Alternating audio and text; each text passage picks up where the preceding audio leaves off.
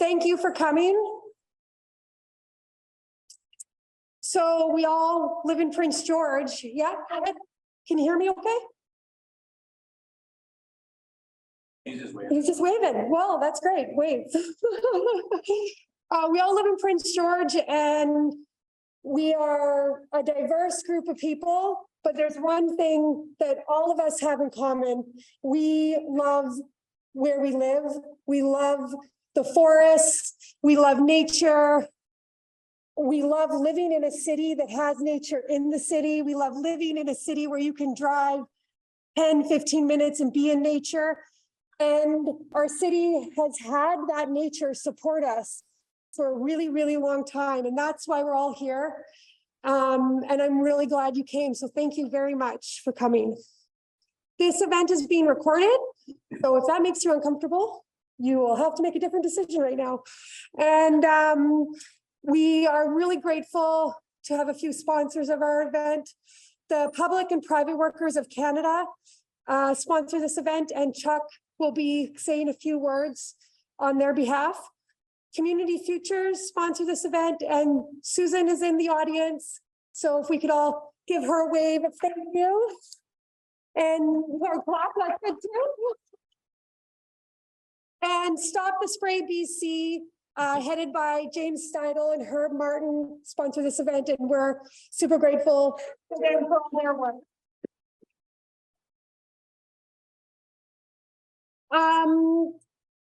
Elder Victor, I'm Jen. Thank you, Rez. And I'll be your moderator today. We're going to have a welcome from our friend from the Tene Nation, Victor. And we're going to have a few speakers, some in person, some online, and then we'll take questions from the crowd. And that'll be the gist of what we're going to do here tonight. So we'll start with that. We'll welcome Victor to the floor to welcome us to the traditional territory of the Tene.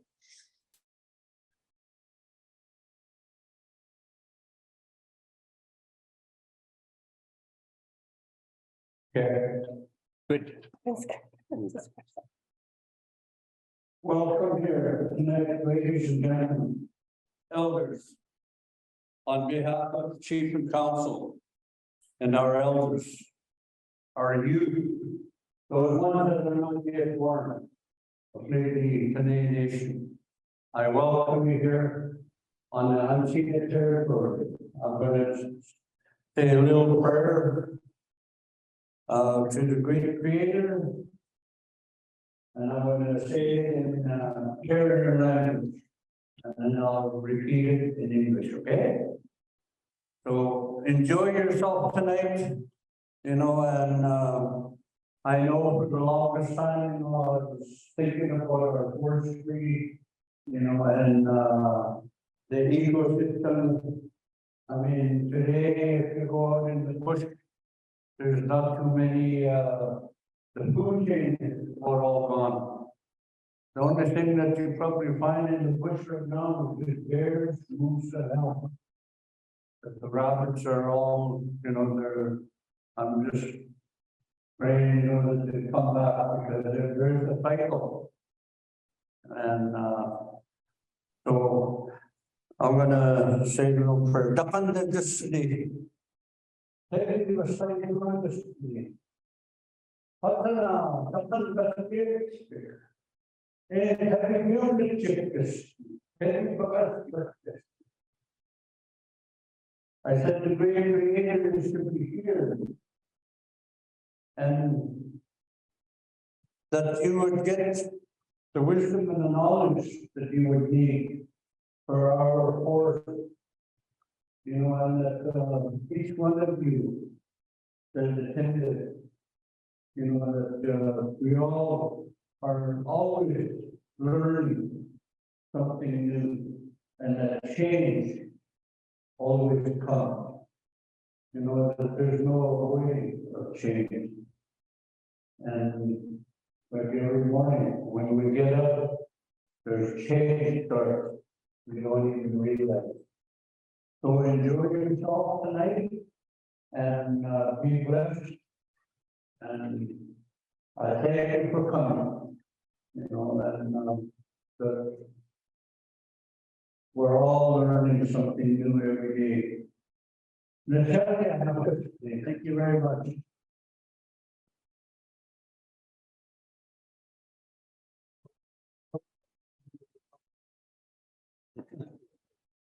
Oh, yeah, thank you. Oh. Thanks again, Victor. Whoops, I don't need two mics. There we go. All right, so the next speaker we're going to hear from is our mayor, Simon Yu. So we'll welcome him to the floor for a few minutes.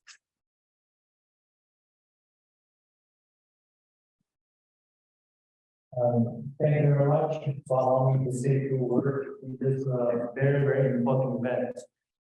I just want to recognize my councillor here with me, Councillor Carson and Councillor Deacon. Anyone else? A few months ago, we learned that one of our pulpmill lines can be shut down. The for me it is very personal. I work as an engineer on this mill many times. And we come to know many years before that the fiber supply to the mountain that we perhaps in the distant future will not perhaps we will be shutting down due to fiber issues. It's like a grandma this one, but when they came, is still very sad. It's a perfect one. But having said that, I always believe when there is a crisis, there is opportunity. And I'm here to learn. I'm not a forest expert. I know when the lumber and timber is posted locally, we can great economy for the local folks, local products. This is our way of thinking. Having said that, we here as a people that because railway, because of timber, and I also believe Prince George was the important with the forestry as the center, and still is, and always will be. My only disappointment tonight so far is I don't see too many young people here. And when I go to the school district, to see the capital project, I think not many young kids interested in our forestry business. I do want tonight, I want to let everybody just exchange great ideas to see if there we can add more ingredients, ways to harvest forest in the forest. And we should have a very innovative primary industry as well as a robust secondary industry that processes the wood here locally. And to that, as a mayor, I would like to invite everybody to get together more often, discuss the future of our forest, and maybe we should really start a community forest for Prince George as well. I'm here to listen, I'm here to learn, and it's good to see all of you here today. Thank you very much.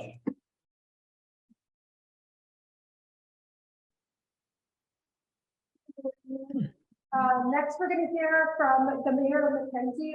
She's online, Joan Atkinson. And I'm really grateful that she's able to join us because Mackenzie has faced a lot of changes in the industry over the last decade or so. So we'll look to what she has to say. Thank you very much. Can you hear me okay? So I am joining you this evening from the traditional territory of the McLeod Lake Indian Band, and very looking forward to hearing what everyone has to say this evening. As most of you know, the last few years have been extremely difficult for my community. Mackenzie has lost more than 400 direct jobs in the last 3.5 years. But our story is somewhat different from most communities in that we still have the inventory in our timber supply area to sustain a healthy forest industry in Mackenzie. So it's not fiber supply that has robbed our community of hundreds of jobs. It's current forest policy that has crippled my community. The removal of appurtency 20 years ago was the beginning of the end for many small rural forest dependent communities. And now Mackenzie residents watch loaded logging truck after loaded logging truck heading down the highway to be processed at large centralized super mills. So although the Canfor sawmill in our community has been closed permanently for more than 3 years, they still hold the largest tenure volume in our TSA, 1 million cubic meters that they've held on to for 3.5 years. So it actually astounds me, it disappoints me, it makes me angry. The government is allowing companies to retain tenure when they have abandoned their obligation to provide jobs to our communities in exchange for those tenure rights. Back in 2019, government held the interior forest sector renewal process that I was very happy about, so they could hear from those of us out here in the hinterland working in the industry what has to be done to restore that. The number one recommendation was redistribution of tenure. So I was really excited back in November of 2021 when government did pass the Forest Amendment Act that would facilitate that clawback from the big companies who have way too much control and given to Indigenous nations, communities, community forests who are a huge solution to many of the problems that we're facing, and small local companies. We have a value-added company in our community that imports trim blocks from Alberta. We sit on one of the healthiest fiber baskets in this province, and they bring in trim blocks from Alberta because the Canfor mill is shut down, and that was the biggest, their biggest supplier. So I think we have to keep up the fight to let government know that they have to take some action. I have full confidence they know what they have to do. I just don't understand why it is taking them so long to put their plans into action. Our communities are in crisis and something has to be done now. So thank you very much for the opportunity to talk tonight.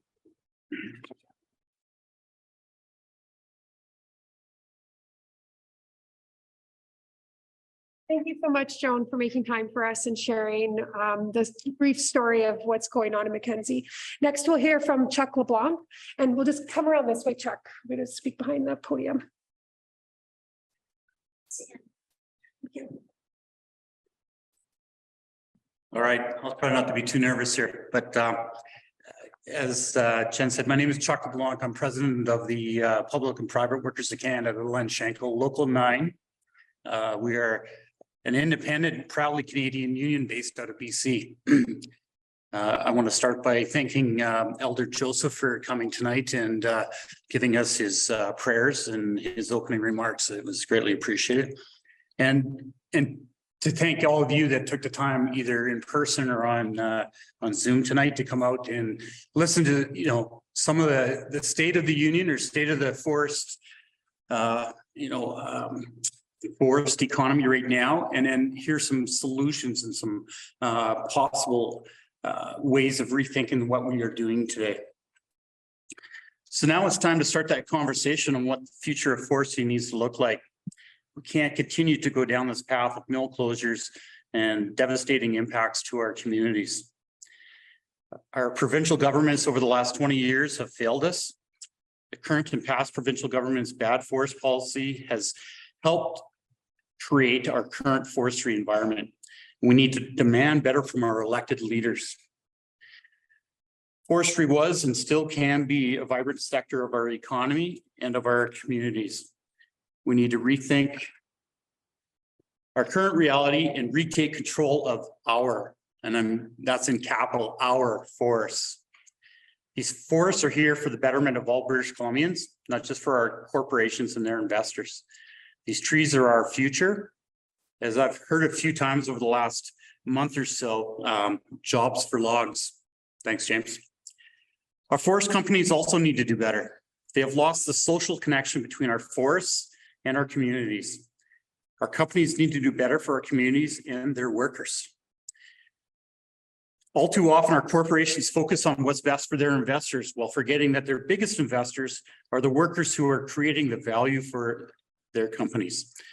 The worker with a wife, a couple of kids, mortgage payment, truck payment, are fully invested in this industry and are all too often treated as a liability, not the asset that they truly are. Again, our corporations have lost their social connection between our forests, communities, and their workers.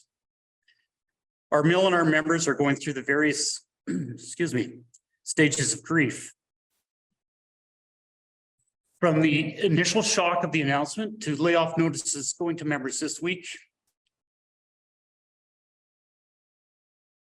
has cast a long shadow over our workplace. Sorry, I said I wasn't going to do this.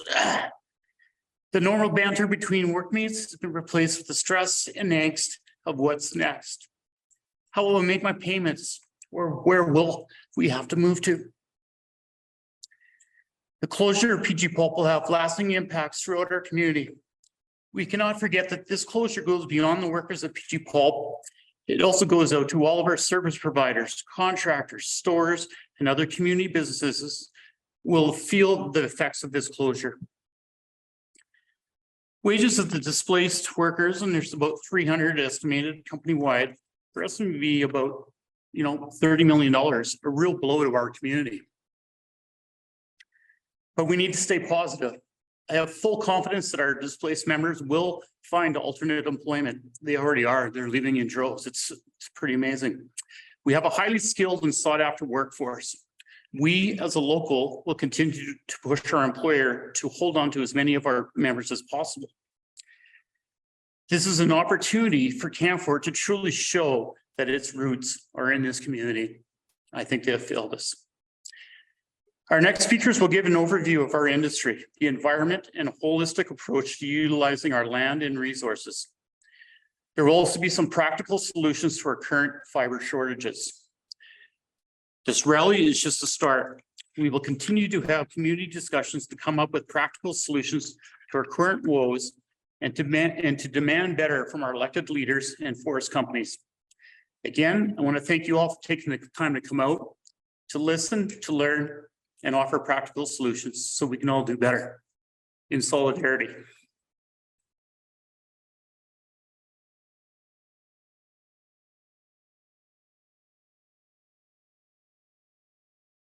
Thank you very much, Chuck. That's it. Like, our heart is in all of this, right? And it's not just about your paycheck, but that's part of it. And it's our heart in the environment, our heart in our communities. And that's why, whether I'm talking about primary forests and how emotional that makes me, or you're talking about your livelihood, we're all connected in it that way. So I really appreciate your vulnerability that you shared with us, Chuck. Thank you very much. Next, we're going to hear from Mike Morris, who's the MLA for Prince George Mackenzie, and he's going to share his unique perspective on the forest as an MLA, but also as his history as a trapper of being out on the land. So thank you.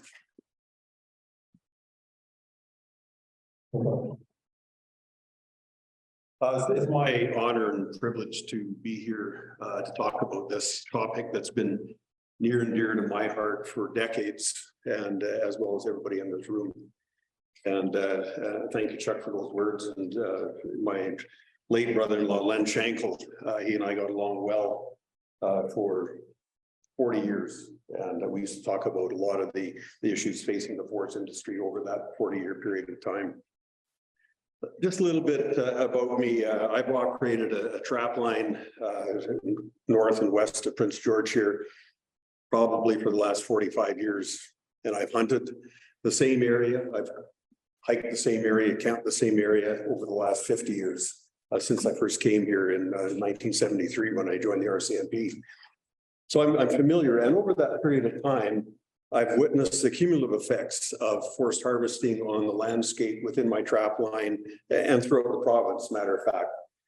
And that was one of the deciding factors for me to run when Pat Bell asked me to run back in 2013 for the Prince George Mackenzie riding. And that was one of the deciding factors for me, because I had been meeting with government several times up to that point with my concerns over cumulative effects. And is there something that we can do better in order to find that balance, to have that, the forestry and the jobs that come with forestry, but also to have the wildlife and the biodiversity that many of us enjoy. And so I got in and popped the hood open on it. And back in 2014, Christy Clark appointed me as the Parliamentary Secretary for Forestry to do a inventory or an assessment of wildlife habitat across British Columbia. So I traveled the province. I spent a year traveling the province. I read a lot of the different literature associated with that. I spoke to dozens of experts across the province, both wildlife biologists, retired professional foresters, chief foresters, hydrologists, a number of people that I spoke to over that period of time to help form my assessment of what was happening on the land base. And I was quite shocked at what I saw, because I thought, you know, Prince George was the largest timber supply area in the province, about 8 million hectares. And it has, over the last 40 years, provided about 40% of BC's softwood production, which is a lot. So I thought Prince George was getting hammered pretty hard in comparison to the rest of the province, but I was wrong. The entire province has been harvested pretty heavily over the last 60 years. We didn't start clear cutting until the mid-60s in BC. And you could see that. So I looked at that and I was quite concerned with what I found. And in 2015, I met with the Council of Forest Industries to present my findings to them. And the CEOs were at that meeting. And I expressed my concern over the amount of harvesting and the fact that if we kept the pedal down the way we had up to that point, that we could very well be out of wood within about 8 to 10 years. And here we are, because nobody pulled back on the throttle. And I think we have exhausted the valuable timber that we have. And we've hit this fall down period where we're going to have to wait for a lot of the forests to regrow. But as I was examining all the documents and all the literature and interviewing all the experts, and I wrote a report on this, and it's available through the government website through FLINRO. It's called Getting the Balance Right. And you'll see the list of people that I spoke to and the literature that I reviewed and the legislation that I reviewed on that. And one of the things that caught my attention was this focus on fiber. And the professional foresters that we have, all true professional foresters, passionate about their jobs. But in my view and estimation, it was this myopic focus on fiber and how fast we can grow a tree. And I thought, how did we get to that point where we're ignoring the animals, where we're ignoring the Migratory Bird Convention Act that says you can't disturb a nest or an egg from May until August of every year, but yet we do. Where we can't cut down a tree that has a stick nest on it for the owls and the osprey and all the other birds and raptors that we have out there under Section 34 of the Wildlife Act, but we do. So I started doing some more work on that. And I started reading all of the Royal Commissions on Forestry, right from the first one, 1910. And it was the one that I read, the Royal Commission from 1943, the report that came out in 1945, where Commissioner Sloan adopted or recommended the adoption of the Sustainable Yield Strategy for BC Forestry. And at that point, he said, you know, we've got all these trees out here. And we have enough that we can start cutting them down. And his definition of sustainable yield was to provide local jobs and local paychecks for forestry communities based on the inventory of forest that we had throughout the province here. And that worked from a 1945 perspective. But one of the statements that he made in that report was the fact that he recognized the fact that we also have other values in a forest. We've got the wildlife, we've got water quality issues. We have a number of things out there that the forest also is beneficial for. But at that time, he said, I don't think we need to pay attention to that. It doesn't have to have any bearing on the definition of sustainable growth and yield for the province. And I think that's where we went off the rails. And I term that as to being an incomplete strategy that we adopted in 1945, that we still practice with some degree of another. And it's morphed into an ideology. And I think we have forgotten about all the other values. You know, I look at my trap line, it's a good sized trap line, probably about 800 square miles in size. I know it intimately from top to bottom, side to side. And I would say that the pine marten population is down by 95%. Fish have disappeared, raptors have disappeared, moose have disappeared. You know, very few moose there in comparison to what we had before. Great horned owls, great gray owls have disappeared. And so the last 4 or 5 years, I spent driving into the entire Prince George timber supply area, right to the furthest reaches of all the watersheds that we have. And I did the same thing with Mackenzie, with the southern part of Mackenzie, with Quesnel, with a little bit of the Lakes District.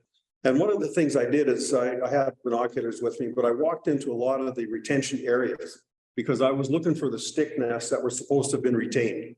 You can't cut down a stick nest. There's no stick nests. There's no tree cavities anymore for the 81 species of wildlife that den or nest in tree cavities in British Columbia.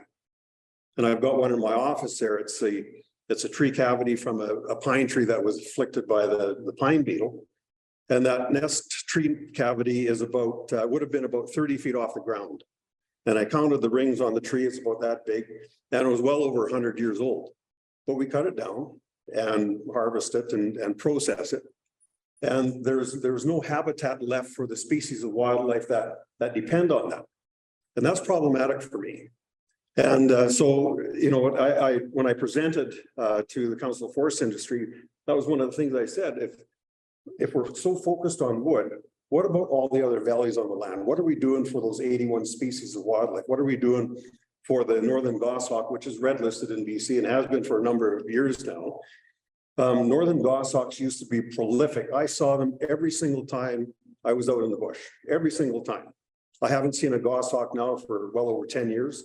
I haven't seen a great owl, great horned owl for probably at least 10 or 15 years out there, and a number of other wildlife species. So I think we need to bring that focus back and figure out how we can harvest in an ecological way to preserve wildlife and rehabilitate the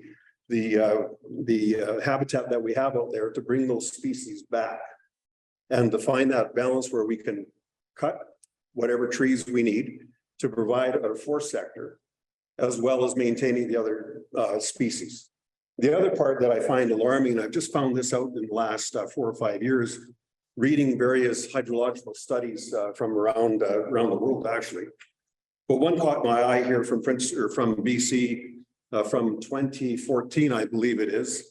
And it was written by somebody by the name of Kim Green and Eunice Alila, who's a professor at UBC, Faculty of Forestry. And what they determined is that we have been using the wrong methods to determine the impact of forest harvesting on the land base. And in fact, the clear cutting of our forests does have a major impact on the hydrological integrity of the land base. And their study shows that it takes about 80 years for a tree to grow back and provide the same level of protection from the radiation of the sun. You can put the hook on me anytime you want, as far as time goes. And to provide that level of protection. So Back in the 90s, the province had come up with a hydrological tool called the equivalent clear-cut area. And I know a lot of the professional foresters and hydrologists in the room here are familiar with that. And basically they said that in a community watershed where you get your community water supply from, you can clear cut up to a maximum of 20%. If it's fishery sensitive, you can go 25%.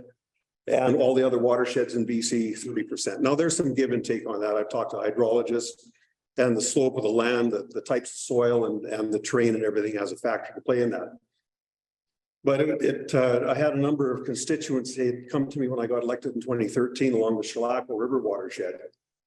And they were concerned about all the land that was being washed out in the spring freshet every year.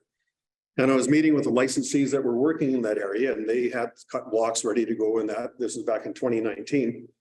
And I came across a report that was dated in 2011 that had determined that the equivalent clear cut area for the Shellacko watershed was 90% in 2011.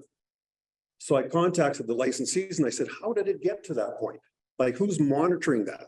I asked the provinces as well, and nobody was really monitoring it. The licensees did their calculations and they came to me and they said, yeah, you're right, it is 90%. And that's the entire Shellacko River watershed.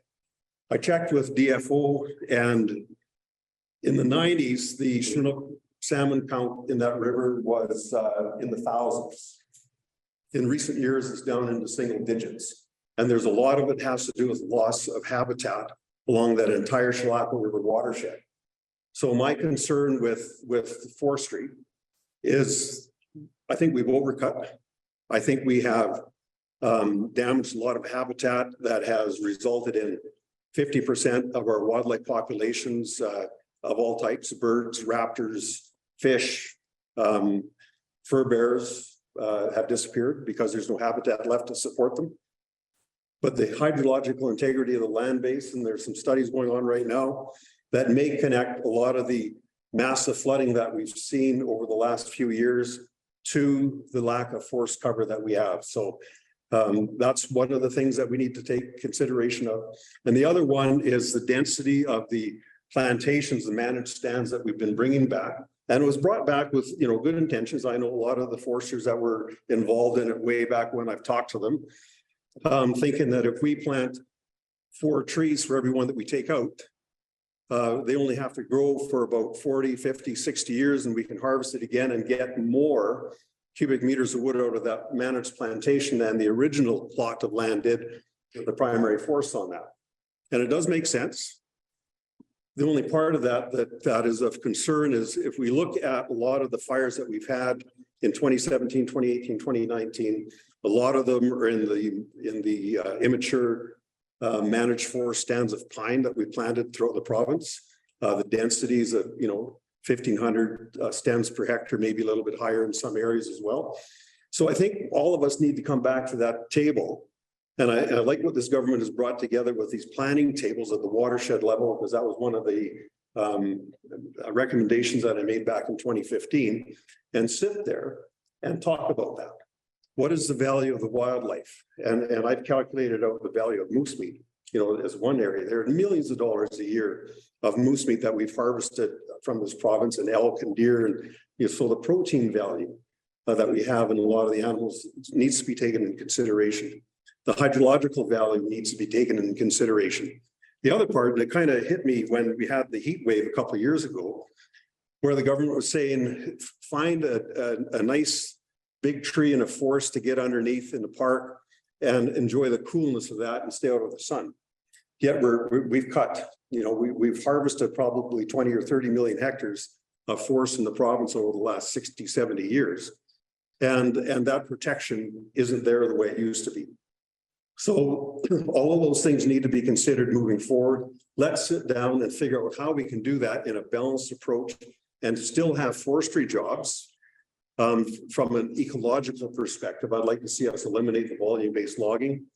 And I'd like to see the establishment of a chief ecologist rather than a chief forester, and work collectively together to find out what that balance looks like at the end of the day, and where those jobs can be located, and what kind of equipment we need, and what we need to do to rehabilitate, to provide that thinning in order to reestablish the habitat for the animals and the wildlife that take advantage of that.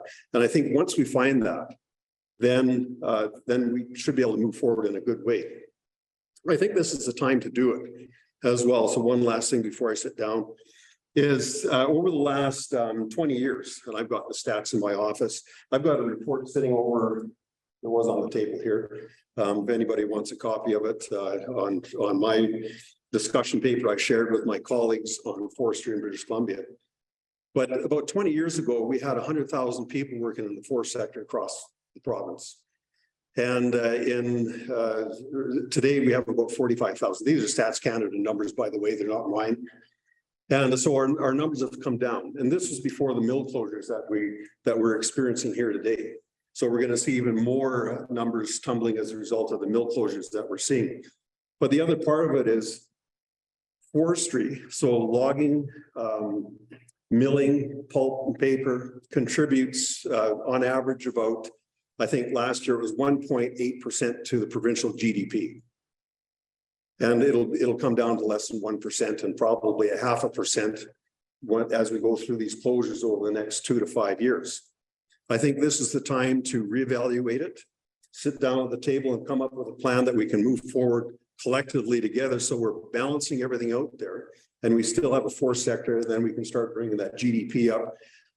But, and include in the inventory for forest, not just the type of trees that we have, but include the 20,000 lakes that we have in the province, include the 750,000 kilometers of rivers and streams that we have in the province, because those are valuable and those are a benefit as well for tourism, for wildlife habitat and everything else. And all of that needs to be considered. So we're not looking any longer at just fiber as the value in the forest. So thanks very much. And I look forward to the rest of it.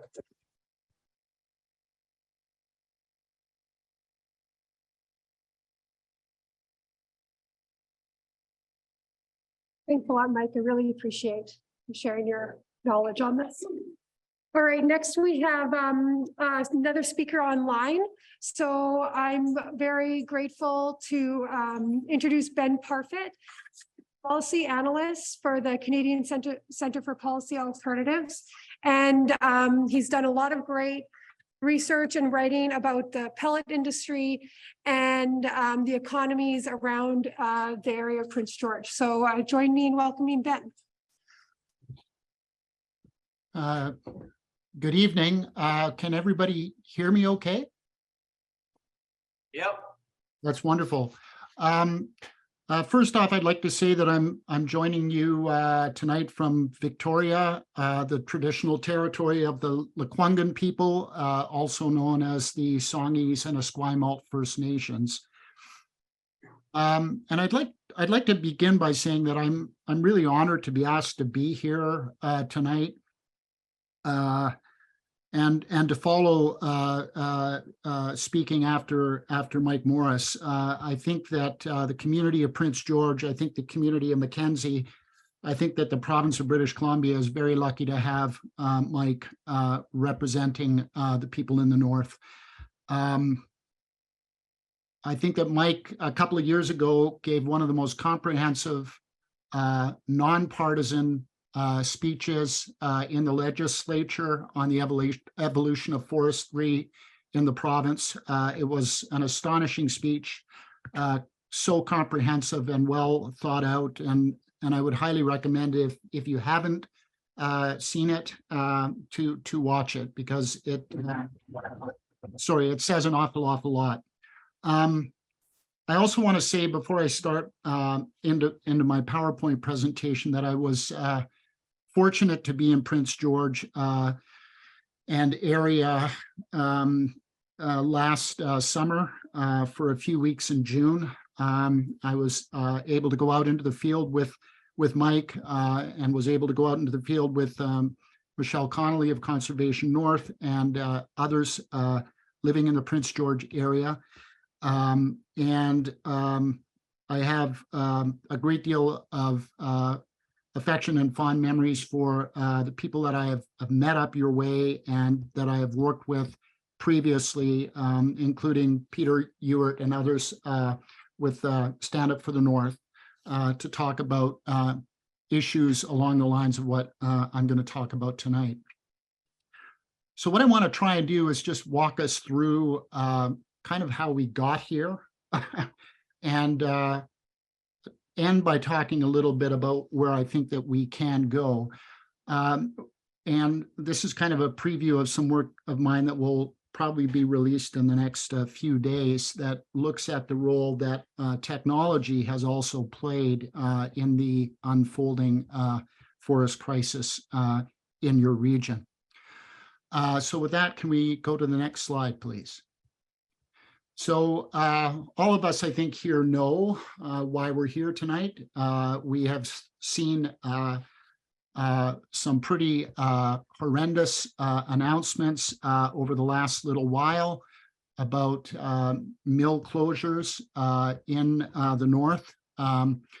Of course, in the Prince George area, we had two very significant announcements by Canfor, the largest forest company in the province, beginning in January, when the company announced the closure of the Prince George pulping operation at Prince George Pulp and Paper. That's going to result in about 300 jobs lost. And then only a couple of weeks after that, the company announced that it would be shutting down a pellet mill operation in Chetwynd and a sawmill in Chetwynd, as well as closing its sawmill in Houston. In speaking with Bob Simpson, former MLA and forestry critic, and the mayor of Quesnel for quite some time until very recently, he described what is underway as the wholesale slaughter of family incomes, and that is precisely what it is. And we have to remember that these losses are going to occur in the case of Chetwynd and Houston in communities that only have about 3,000 people in their population. So losing jobs of this number in these communities is extremely grave. It's going to have lasting consequences, in particular because the people that are losing these jobs are among the highest paid in the communities. So with that, can we go to the next slide, please? Now, what I want to do is talk a little bit about what has been driving so much of the logging and where the logs have been going and what has changed in the industry over the past 20 years. So I think of all the announcements that have been made recently by Canfor, the announcement that it's closing its Houston mill is to my way of thinking, probably the most consequential. Because when the Houston sawmill opened in February of 2004, so 20 years ago, it was at the time the world's largest sawmill. So the retooling that happened at that mill catapulted it into a category that had never been seen anywhere else in the world up to that point. With that opening, we saw a mill that was 25% bigger in capacity than the next closest rival in the world, a sawmill in Germany. And what happened very quickly after that was all of the major companies that were Canfor's competitors in the interior effectively did the same thing. So Carrier, Dunkley, Tolko, and West Fraser all followed suit in terms of building massive super sawmills. If you take the combined horsepower of those 8 mills, every single year they're producing enough lumber to circle the earth 24 times. So that's what we put in place over a very, very short period of time in British Columbia. Those 8 mills alone constitute about 25% of the entire lumber production in the interior of British Columbia. Next slide. So one thing to appreciate with the arrival of this technology was that it came at a very consequential time in the recent history of our province.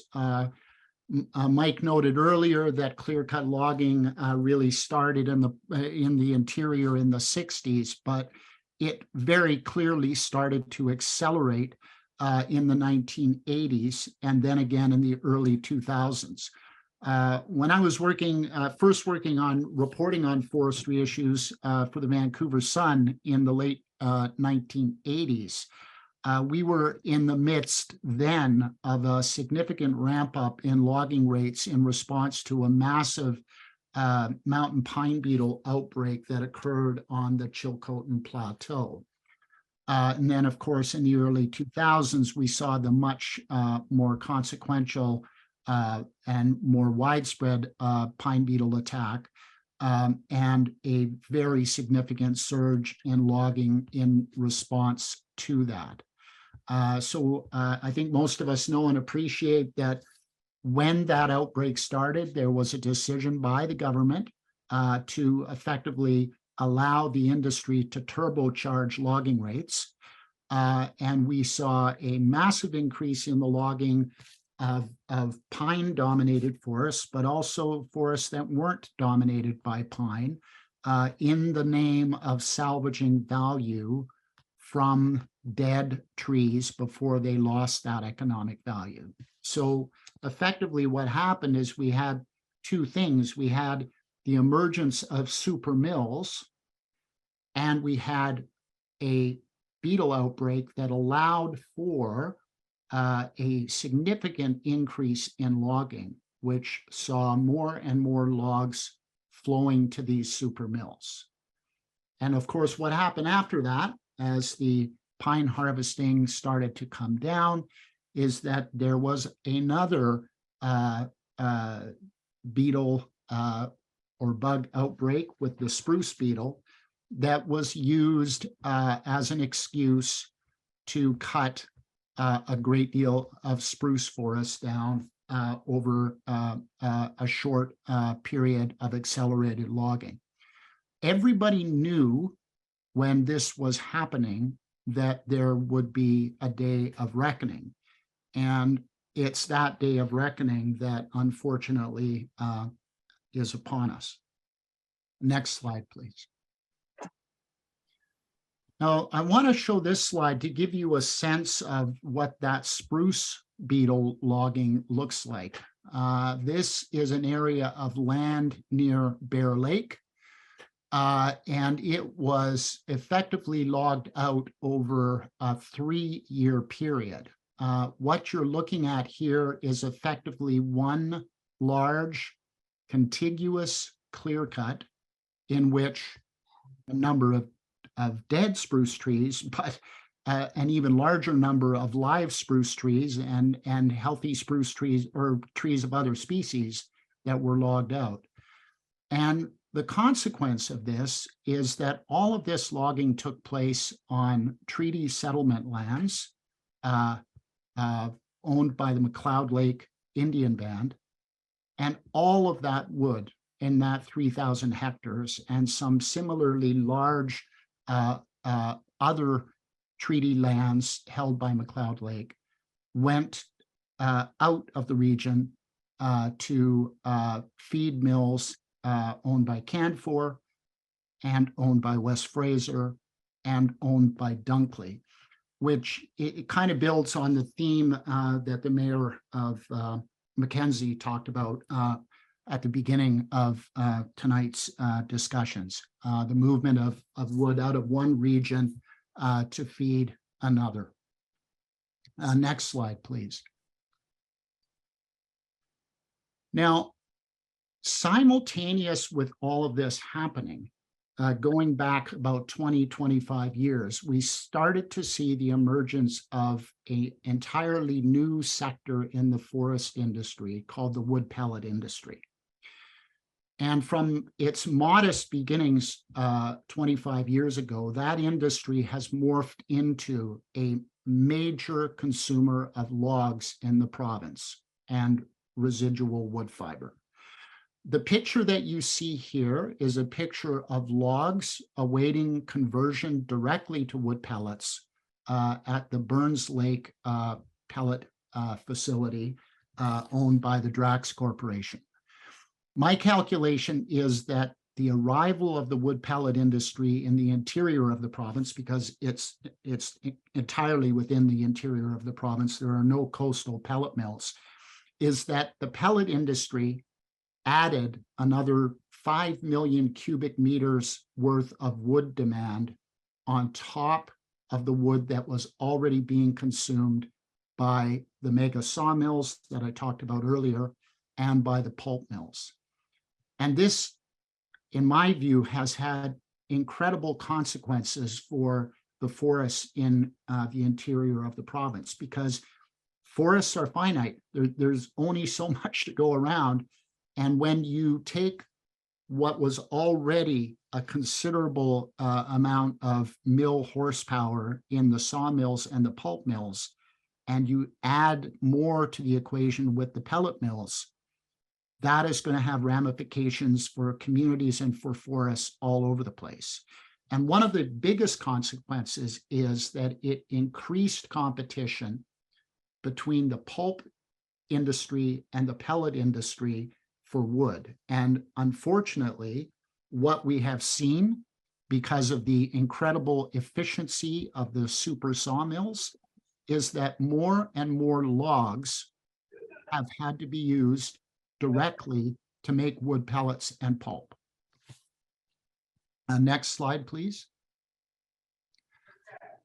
So the consequence of all of this logging, accelerated logging, is that it has set up a situation where very large areas of land are now effectively depleted of most of their trees. This slide was produced by Jeff Werner, a wildlife ecologist and adjunct professor at University of Northern BC. And the takeaway here is that everything that you're seeing that is colored, with the exception of blue, has been logged. And the important thing to take away from this is that about 90% of the plantations in this area of land are 40 years of age or under, and 40% of all of those blocks that you see there are under 14 years of age, which coincides very much with the rapid run-up in logging rates that I talked about earlier, that was predicated on salvaging value from the pine and spruce forests. Next slide, please. So what has all of this meant? It's meant that there's been a precipitous decline in mill infrastructure in the province. BC-wide, we have lost close to 100 large, medium, and small sawmills in the province in just the past 20 years. And as Mike mentioned earlier, you have to look at the employment decline that is associated with all of those mill closures. We went from about roughly 90,000 jobs at the beginning of this period to 45,000 and falling. When we look at Canfor, the largest forest company in the province, it started this 20-year period with 16 sawmills. It is going to end this period with the closure of the Houston and Chetwynd mills, with just 7 sawmills left in its portfolio. And the unfortunate reality is that the closure of those mills will have a cascading effect. And we're seeing that even with Canfor itself. Canfor's recent closures are across the board. They include pellet mills, they include pulp mill, they include sawmills. On the coast, the situation is actually even more grave.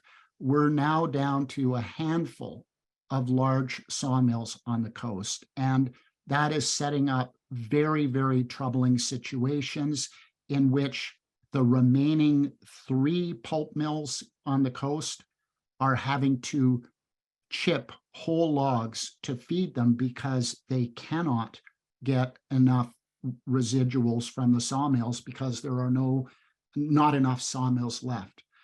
In some cases on the coast, almost 100% of what is being consumed in some pulp mills is whole logs. Next slide.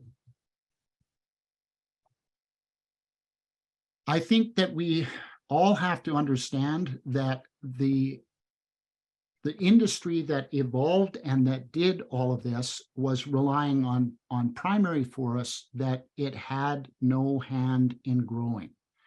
And I think that we have to be very clear that it looks like the investment strategies of Canfor, West Fraser, Interfor, and others is to move their investment dollars outside of British Columbia to the US southern states.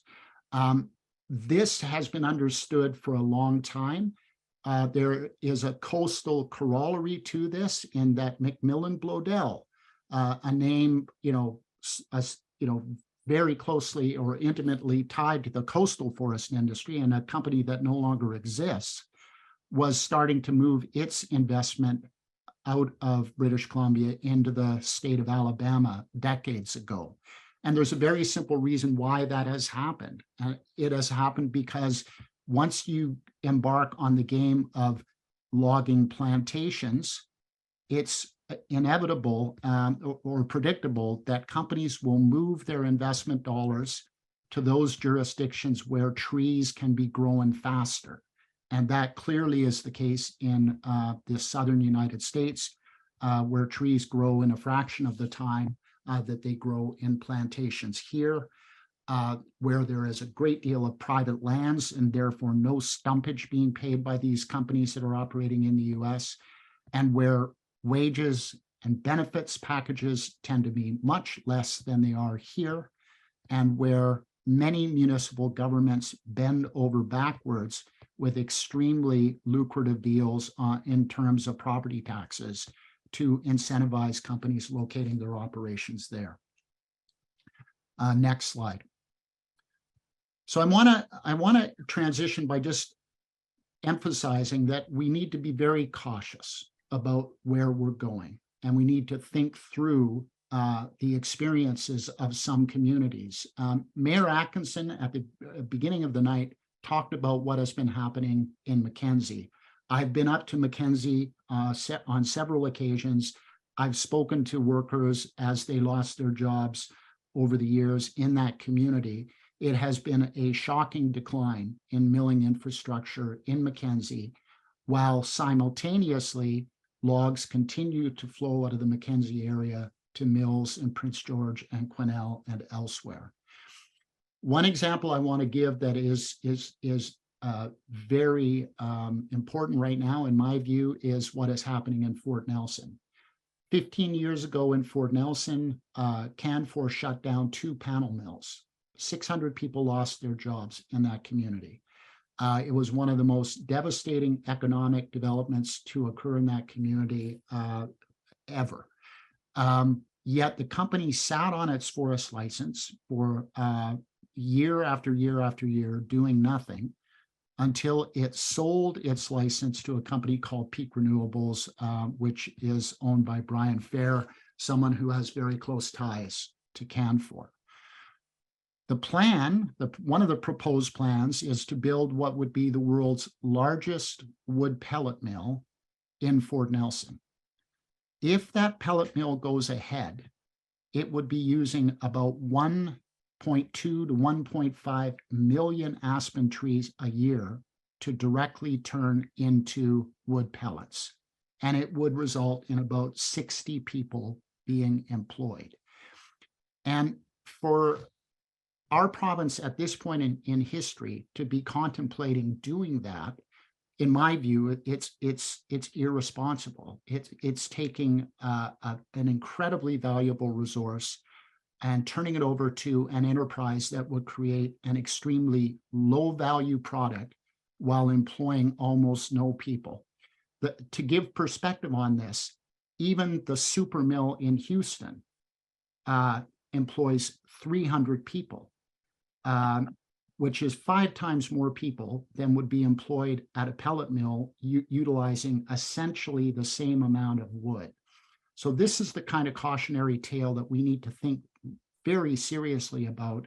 And as is no surprise, the PPWC has been among many, including the two other forest industry unions in our province, Unifor and the Steelworkers, to speak up in opposition to this project because they understand the consequences, which is that we will be losing jobs with projects like this. And we really need to be looking at doing things differently. Next slide. I think, and this is kind of building on what Mike said earlier, what we've witnessed in this province has been a cookie cutter approach to dealing with our forests, and it has resulted in problems both for our forests and for forest communities and for workers. I think the fact that the government has removed the unduly clause, as it is known, a clause which effectively compelled the chief forester of the province to always take into account how any decisions would affect the amount of timber available to the forest industry, and remove that, potentially opens the door for new things to happen. I think that we need to start to have a discussion in this province about zoning. That was talked about by Professor Werner in a presentation at UNBC only a few days ago. We need to be looking at where there are opportunities to manage perimeter forests around communities to improve community health and watershed health, and to reduce the intensity of wildfire risks in those perimeter forests. We need to be looking at old growth protection zones. We need to be looking at dedicated restoration lands that are not going to be subject to logging after the very expensive restoration work is done. And we need to be looking at some areas of our forest land that are actually dedicated to growing timber. So I want to end with the last couple of slides. And next slide, please. It's actually the last slide. I want to talk just very briefly about value added. So these two pictures here are of a mill worker and a mill yard in the community of Whitsett to the north of Smithers. And what you see in the picture outside in the log yard are very large rectangular boards known as cants, which essentially involve cutting the round edges off of logs, and you end up with these large rectangular pieces of wood. Now, the key thing here is that the Seton Forest Products Mill that is featured in this picture is working with logs that historically were considered so worthless that they were pushed into piles at logging sites and they were burned. Seton is working with about 24 employees. Most of them are Gitxsan and Wet'suwet'en members. They only need 80,000 cubic meters of logs per year to keep those people employed.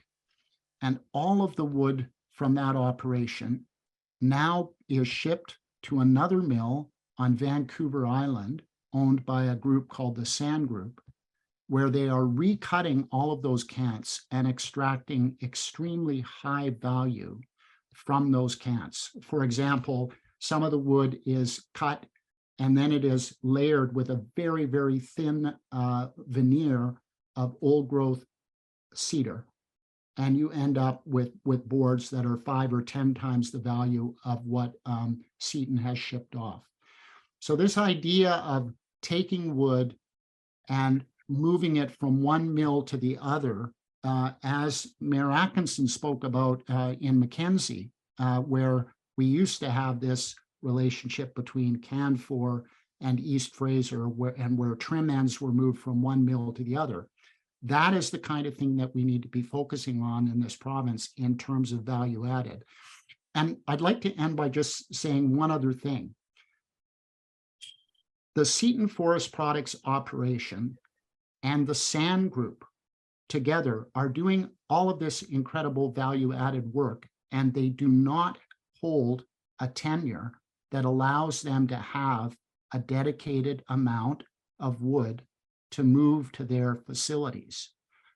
So I would argue that if the provincial government is truly serious about adding value, it really needs to start to dedicate small portions of wood to those companies that truly are going to add the value. That's where we need to be moving in this province.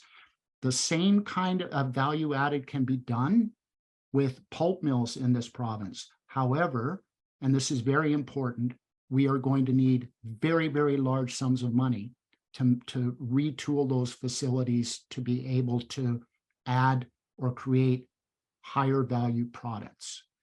And all of this has to happen in the context of a very, very challenging environment that we find ourselves in, where unfortunately there is a lot of pain still ahead. And we have to, in my view, scale things back to a level where we can allow more of what remains of our primary forests to stand, and where we can start to make this transition to working with the forests that we do have, the limited amount of forests that we do have, where the goal is to work with the wood and turn it into products. So I'll leave it at that, and I'm really looking forward to hearing what the other speakers have to say tonight.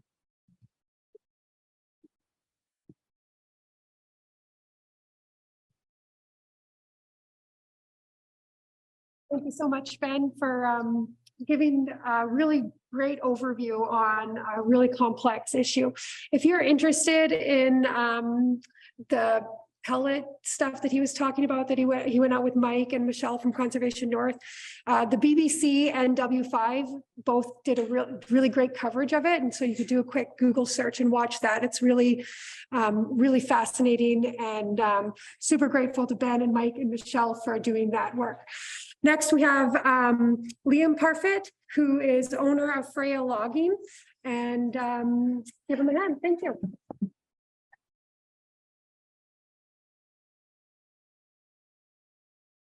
To get your rose-colored glasses out, forget everything you just heard from everybody else.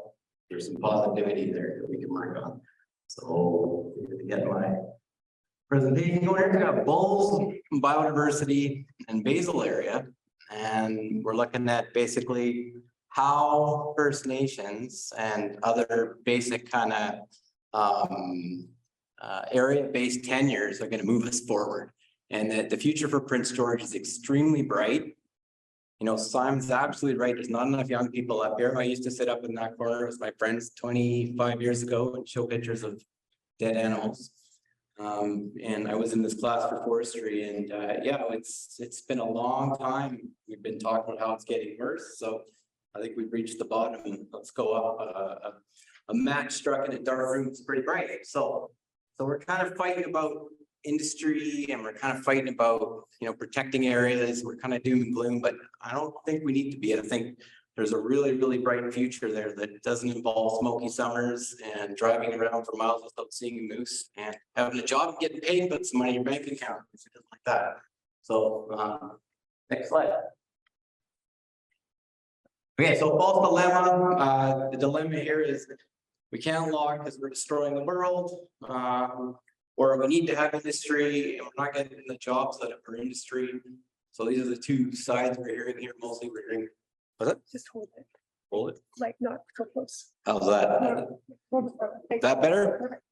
All right. Sorry about that, everybody. Okay. So false dichotomy: save it or log it. So I think we have a false dichotomy. I think there's a lot more optimism than we're not giving ourselves the credit that we're due. So next slide. So first off, I texted Darlene Logan last week. I told her I was talking on Monday. It's actually Tuesday. He's concerned about moose. I'm concerned about moose. JO is your word in care today. Is bull moose. I like bull moose. Got a company with Derek Orr Farm. He was the former chief from McLeod Lake Indian Band. We called it JO Biodiversity and Carbon Management Incorporated. I like moose. So next slide.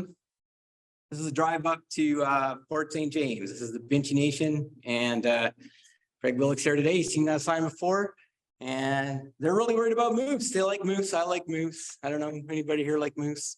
I really like moose. So next slide. So why would you manage just for moose? So Roy Ray is up there. Hi, Roy. And so he told me a couple of days ago, I was trying to pin him down on how moose can impact biodiversity, right? So we need, biodiversity is a great big word and nobody really can put a distinct, definition on it. So if we just talk about moose, it's great. So if you manage for moose in a serious way, you manage for the community that sustains moose, which includes bacteria, birds, bears, and bio to untold, and a lot of other things.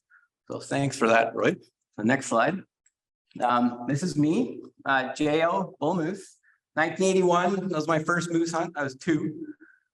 There's my kid when he was 6 months old, first moose I ever shot. And 2016, my kid's first successful moose hunt. So what's important about all these pictures is they're all in semi-open forests with deciduous, which is one of the things we're losing with our current forest model. We're losing all our semi-open forests with deciduous. The one thing I would say is a lot of these semi-open forests with deciduous, especially in the 2004 picture, 2016 picture, those were generated by clear cuts that were done and really bad silviculture. So nobody planted any trees. We got these really great places to kill moose. So next slide, please. So do we have too many trees in our boreal and subboreal forests for optimal ecosystem services? 99 out of 100 moose will agree with this statement. So overdense forests are not natural, according to 2.4 million years of pollen records of the Yukon, because they didn't have ice up there. It's a pretty fascinating study. Our idea of old growth is infantile. We just say, okay, it's 140 years, we need to save it. Well, then we actually need to look at that and say, why are we saving it? And what is it that we want? So actually what we really want are resilient, large stem, fire-resistant forests with many species of plants and mammals, rather than providing us with ecosystem services like clean water and fresh air and nice summers where we can have campfires and we don't breathe in smoke and get lung cancer. And cash is really nice too. So, and we can have both with a few changes to our current system. So next slide. So I happened to go on a snowmobile trip from Whitehorse to Dawson City 2 weeks ago. The picture on the right is an 8-year-old burn, 30 kilometers south Carmacks, Yukon. It's a big burn. It took me an hour to drive through it with a snowmobile. And on the left here are Justin Trudeau's carbon trees. Thanks, Justin. This is a clear cut in the Chief Lake area. So these are 2 distinct stands. They're maybe 1,000 miles apart if you drive on the road. They look pretty gosh darn similar. Lodgepole pine, some of our burn trees are still standing, but for the most part, we have lodgepole pine coming up. So next slide, please. And we're gonna look at some plantations, some of those great big areas that we looked at on Ben's slide down the Chilako. So Mud River plantation here. The picture on the left is actually, if you drive out towards Vanderhoof on the left, there's a sign there that says managed forest. That's what it looks like. It's pretty dense, it's pretty thick. If everybody's been to McBride, when you cross the Willow River Bridge, there's a little sign there at the rest stop that says scout trees. And on the right here with my hat is a 9-inch pine tree in the Bowring cut, and we estimated that stand had been planted in 93. It wasn't actually part of the Bowring clear cut, it was kind of added on after, because it wasn't big enough already. So after 30 years, the basal area in stands has gone well over 20 square meters, which is how we determine full occupancy of the stand. Incidentally, the one on the left is around 37, the one in the middle is around 35, and we got maybe 33, 35 on the right.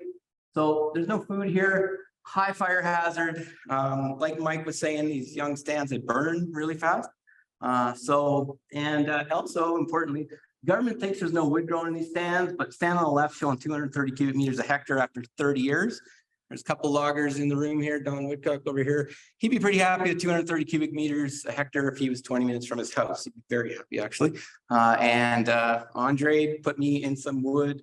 That's from Lakeland. It was 120 cubic meters a hectare and it was 90 years old. So we have a stand that's 30 years old, got a lot more volume than a stand that's 90 years old. So our plantations are awesome, but we need to get into them because we're losing them to fires. Next slide, please.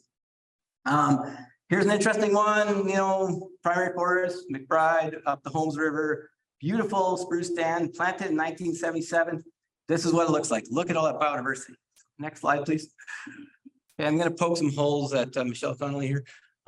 We have super primary forests of the very, very far north. So on the left, we have 20 kilometers off the Katika River. Somebody told me that all the moose were off the river because all the boaters were on the river. So I walked 90 kilometers with my kid through this burn. Is about 60 years old. Didn't see any moose. Saw a lot of spruce trees. Stand here, Kluwani Lake, Yukon. There's 680 kilometers in a straight line between those two stands. And kind of the same thing. We have moss and spruce trees. And on the right, we have Lake Labarge. It was on the march of Lake Labarge. There's a trail that runs on the east side there. And you're seeing the exact same stand all across. So we're talking about low deciduous in the understory, lots of moss.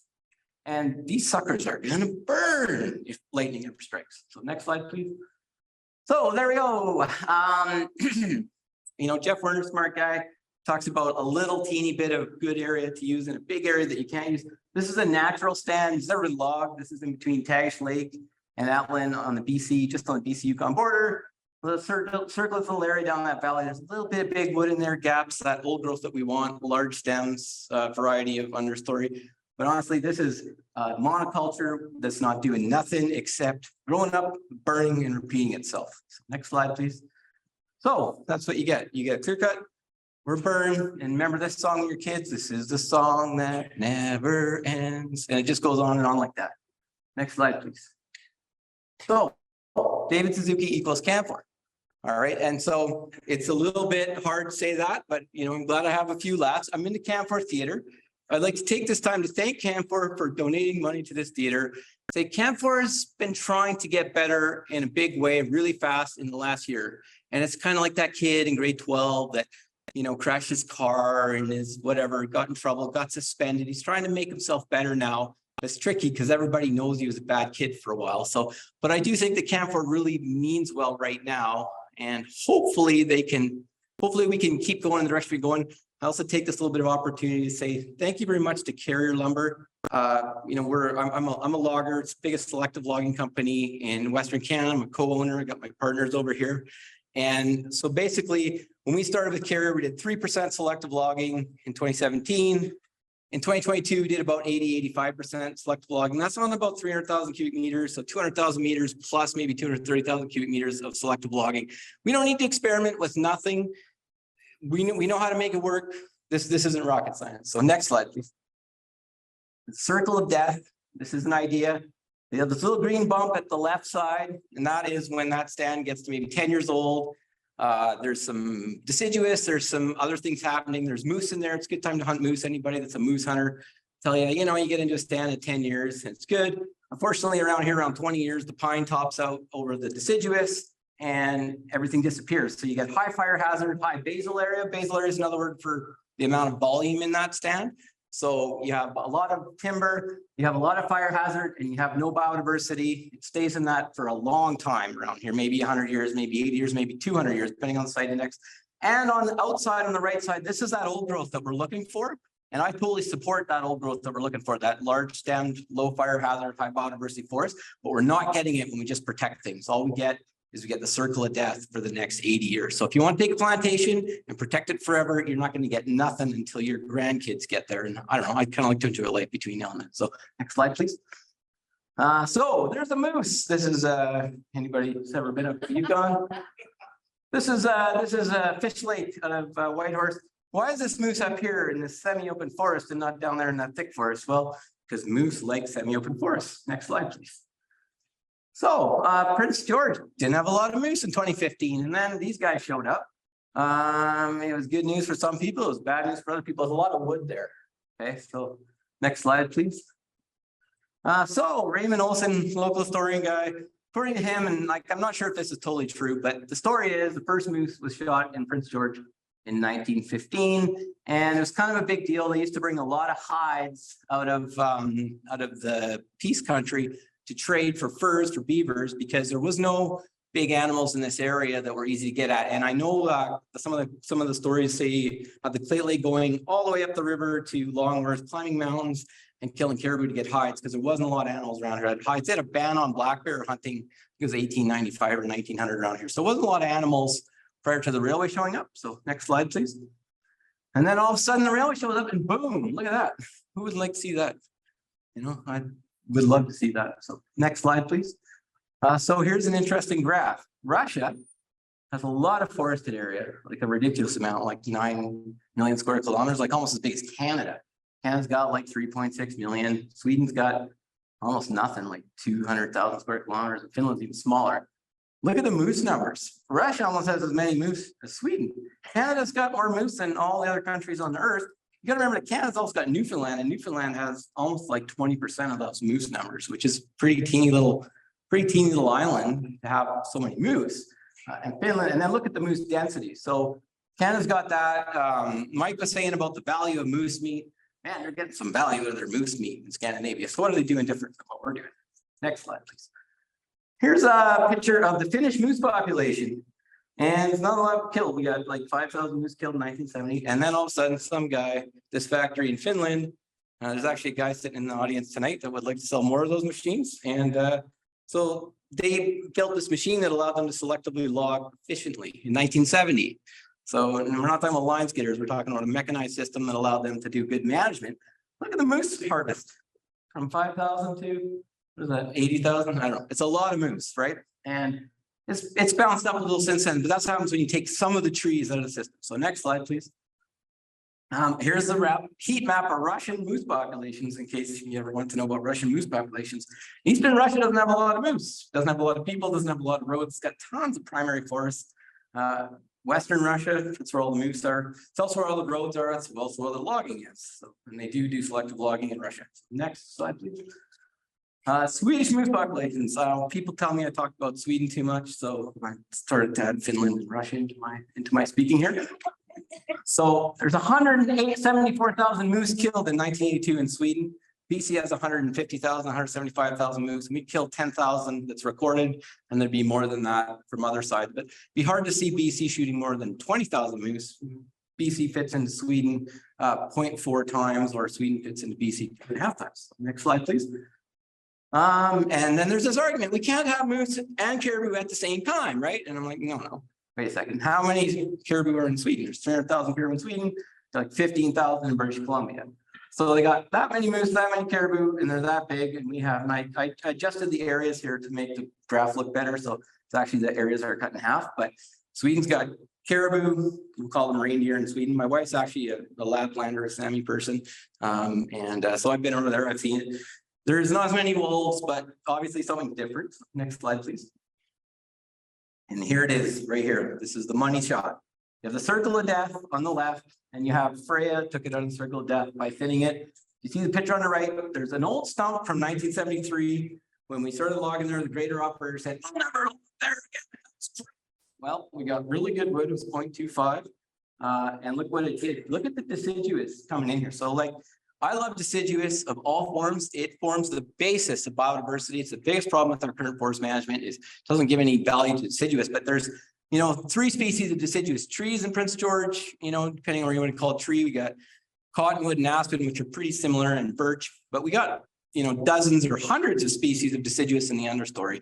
And it's the deciduous in the understory that's driving biodiversity. It's driving moose populations. It's driving birds. It's driving lower fire hazards. It's driving nice walking. It doesn't tear your jacket. So we can fix these problems. And if you see on the left, there's a little bit of green in the background. Well, guess what that is? That's where we thinned. So we don't need to have this. And this is why you guys are breathing in crappy air all summer long. And this is why we don't have a lot of critters out there now, because we got too many freaking pine and spruce trees. Next slide, please. So this is a study that UMBC did. I hired them. Dr. Roy was involved in that. So the top left picture is the Prince George Airport. The summer after harvesting, we've left a bunch of trees. We took a bunch of dead pine trees out. They had to do some harvesting to reduce the fire hazard. They didn't have to spend any money on it. I paid them to do it. Picture on the left is another selective harvest that we do. And exactly what Mr. Parfitt said was, when we do pine beetle salvage, the picture at the bottom left is pine beetle salvage. We left all the green trees, let them grow. Why take them? They're small, they're green. Problem is, feller bunchers can't tell the difference between anything. They just take it all down.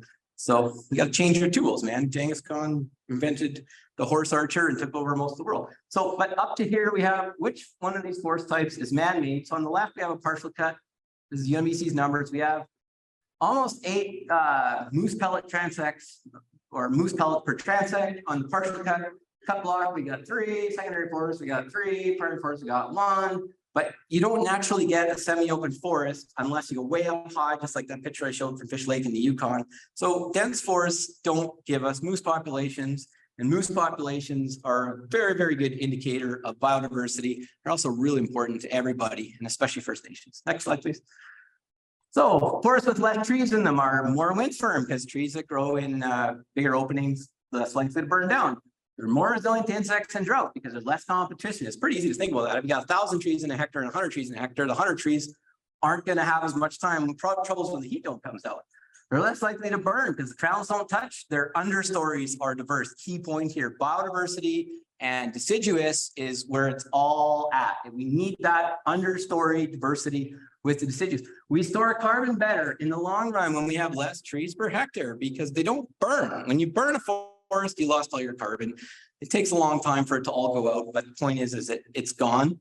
And we have cooler in the summer because deciduous has a lower albedo. Also, the snow stays better in semi-open forest. You can see that up in Forest for the World. Here we go for that walk through the deciduous. The snow stays in there, and you get those really dense conifer stands. You don't get a lot of snow accumulation, so they're dark.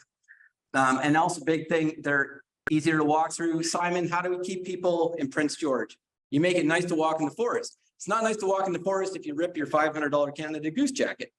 Give them some space, right? Make the, and you know what? We just did the Padurny Trails. I don't know if you guys have been to Padurny Trails. We just finished there. Looks awesome. I keep getting pictures of moose there. It's like, yeah, they're like, oh, Freya was here. Let's go in and check this out. This is going to be good. So next slide, please. So let's talk about money. Who likes money? I like money. I think we all do. So we could double our wood supply. Biologically speaking, there's a lot of like issues around like you need to ramp up contractors and change government things, but everything else. When we say double our wood supply, it's not saw logs, it's all logs, because there's lots of tops and branches and stuff we waste. There's all these stands we can't do anything with. But our fire hazard, if we reduce our density in those stands, goes down about 90% because we can't have a sustained crown fire. If you can't have a sustained crown fire, you can't have a fast running fire, you know, like the Shovel Lake fire moved 10 kilometers overnight. You can't do that if you don't have a crown fire because it crawls along the ground and firefighters can get in there and tankers can actually put it out. Also, I don't know if you guys knew this, but you're all going to get lung cancer. I'm just kidding. But forest fires are statistically proven if they are close to urban areas to give you lung cancer. You should be pissed at the government for not doing more selective logging because that smoke is destroying your lungs. It's also destroying your mind. So next one, next slide. So this is a study in PubMed. This is good stuff. The results show an increase of post-traumatic stress disorder, depression, and generalized anxiety at several times of follow-up post-wildfire from the subacute phase to the years after. Increased rate of mental health disorders post-wildfire has been found in both the adult and pediatric population, with a number of associated risk factors, most significant being characteristics of the wildfire trauma itself. I had somebody in my yard in 2017 from Williams Lake for a while. They couldn't go back to their house. They didn't know if their house was there. They didn't know if the horse was there. You know, one of the dogs they couldn't catch because they're getting out of there quick. Like, forest fires are a big deal. They don't need to happen in urban areas because we could selectively log out 20, 30 kilometers in every direction, slow them down. Matter of fact, we should be selective logging most of the area to the west here. The east here, there's some very special areas. We don't need to be touching all those areas. Those are the places we want to save those big cedar trees and, you know, maybe some of these big fir tree slopes and stuff. But most of our forests are small spruce and pine. They don't need to be so dense. We can fix that. And by fixing it, we get jobs. We make it nice to walk in the forest. We improve biodiversity. We improve the climate change fight, which, by the way, our carbon emissions are up 2.8% last year, despite everything we're doing. It's not working, folks. So we can actually make a difference in climate change by storing these large trees. And I'm just going to elaborate on large trees a little bit. So Mike brought up the point about cavity nesters. Well, if you thin a forest, you get bigger trees. Well, bigger trees are important for cavity nesters because like nobody wants to make a home in a little tree. They want a big tree. If you thin, you make the trees bigger, faster. And if you want to have old growth characteristics, you want to have big trees with gaps. So if you thin, you can have big trees with gaps.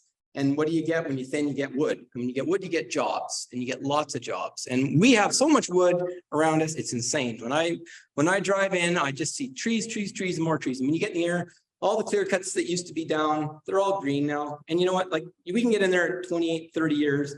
There's good volume. There's good jobs. Another great thing about thinning, you create about 3 times as many jobs per cubic meter logging as logging these nice old stands. So next slide, please.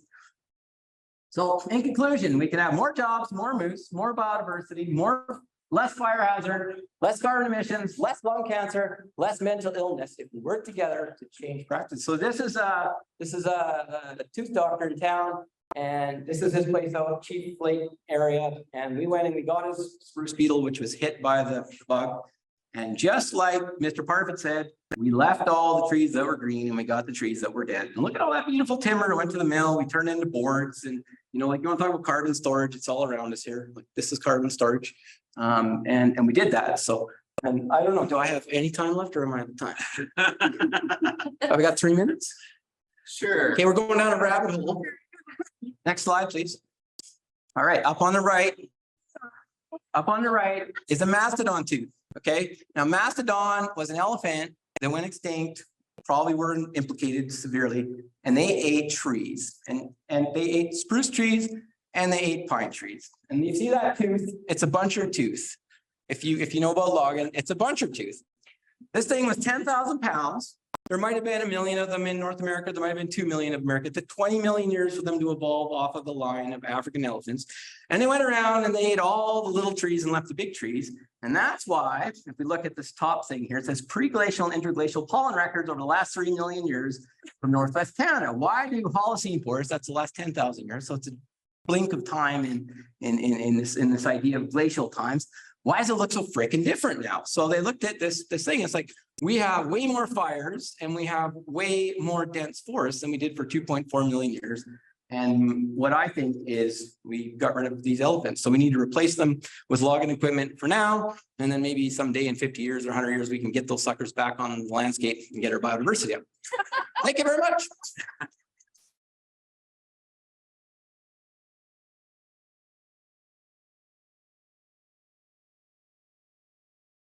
Thank you, Liam. All right, we have one final speaker for today. This is Jasmine Thomas, and she's from the Saik'uz First Nation. She's a councillor there. And I'm very grateful that you could join us. Thank you. Hi, good evening, everybody. My name is Jasmine Thomas, and I really want to thank the organizers, thank Victor for the welcoming and for the opening prayer as well, and for all those who are listening here today. As mentioned, I'm an elected councillor for my community of Saik'uz First Nation.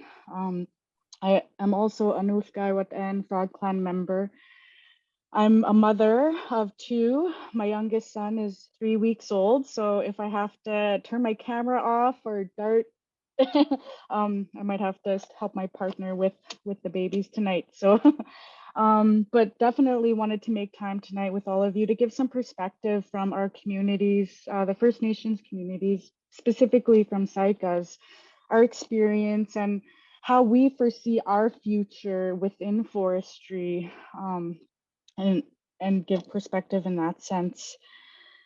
So to take it back, I think we look at the industry today and we can look to the media and hear all different types of perspectives of, you know, the causes of the decline in our industry.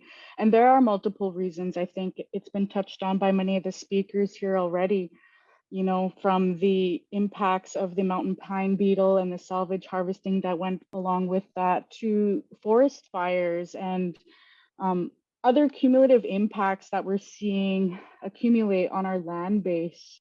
So things are shifting not only on the land base and in our communities, but also at the economic level, thinking of the type of economy that we're shifting towards and the changes that we have to make. And as was mentioned from Victor in his opening comments, change is happening every day. Every day we wake up, something is changing, and we're always learning something new together.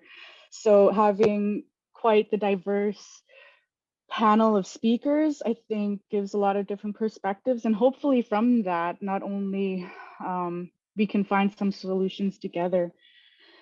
First, some context on my background, not only as an elected councillor, as a mother, as a Frog Clan member, steward of the water, I also have experience working in the forest industry at a technical level out on the land base doing layout for example, for some of these major licensees and some of these other industries as well. So getting that perspective to working alongside people who move the equipment necessary to harvest these activities. So the low bedders, the mill workers, and seeing those different types of values that are placed in the economy and how we're each dependent on it in different ways. To my experience as an elected leader for my community of Saik'uz, we have 1 million hectares that we call our traditional territory, and I still exercise my Section 35 constitutionally protected rights and activities out on the land base today. And it is becoming much more challenging. You've seen some of the slides that were shared in terms of these cumulative impacts that are degrading the biodiversity of our forests, of our land base, which is also impacting my ability to exercise my rights on those lands as well. So there's that perspective in the context of Indigenous rights and the ability to exercise those rights on the land base, to the technical side of the work as well. I do support my community of Saik'uz at various tables that we have with our neighboring First Nations, and also engage with various levels of government on forestry, for example, which has been a primary focus over the last few years in light of the COVID pandemic, and also the opioid crisis that our communities have been heavily and disproportionately impacted by as well. And really feeling that impact to the land, really seeing that as a reflection of the impact to our communities and our people as well. They are in sync, and one impact to the other will impact the other as well. So everything is tied together. And I think that's what brings us all here, in the sense that we have some type of interest in the forest. We want to ensure that its ability to provide for each of us in our own ways are being met. And I know it's getting late, and I don't want to carry on, but I do want to get into the impacts of some of the colonial practices that we've experienced. Some are still in place today, and some have changed. There are efforts by Canadians generally, to industries, to different levels of government, wanting to pursue reconciliation amongst each other so that we can work together in spaces like forestry, where we have a collective interest. So I think, with this change management that we're all going through collectively, and this change is going to look different for each and every one of us. Our community, we are heavily invested in the harvesting side of forestry as well. We do have companies, and we do have agreements with some of these major licensees as well, to ensure that our ability to engage in this industry is being done in a new way. It's bittersweet in a sense that, after the prime harvestable land base has been cleared, now the door is open for some of our communities to engage in the industry. So that change management, that growth towards reconciliation amongst each other and within this industry, it is going to take time. There are going to be growing pains, but I think, where we can find an understanding as communities. And I'm saying this because I've had experiences personally of going to the park with my children and having a mill worker start, expressing his concerns of the industry, and to be blunt, blaming it on First Nations people. And it was a little difficult to just comprehend, like, in the sense of, are you trying to intimidate me and my daughter? But also, I felt his concern, and I think, you know, many of our communities are dependent on the industry in different ways, and a lot of assumptions can be made in terms of where our values are. So if we come in these spaces to have these open conversations on what those different values are, I think it's evident that we have a lot of similarities. We have a lot of joint interest to ensure the ability of this industry to continue to serve our communities. As mentioned, the forests they need time to heal. They need time to grow. I think we've done numerous studies, numerous reports in the Western science way to explain the devastation and the impacts that are happening out on the land base. And for me, at times it can be frustrating as how many different ways can we tell you and show you through your own science and through our own traditional knowledge that the way we are operating currently isn't working. And a lot of the activities that are impacting the land base right now are legal. And I think that is where we can collectively work together to find ways to change legislation, to change practices and policies to ensure that that balance isn't off, that we're not putting the economy over stewardship, because, you know, we can't move forward without one another. I think moving towards that value-based and value-added approach to our economy is where we're going to see success together. I think we do need to prepare our communities for the downturn.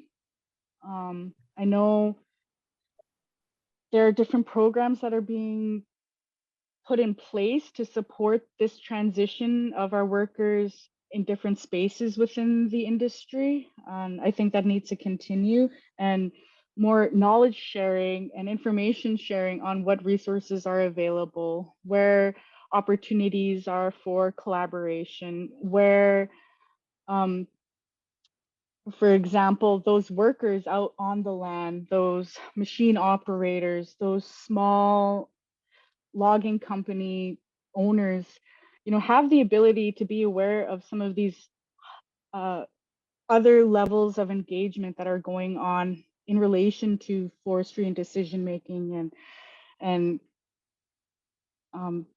joint management.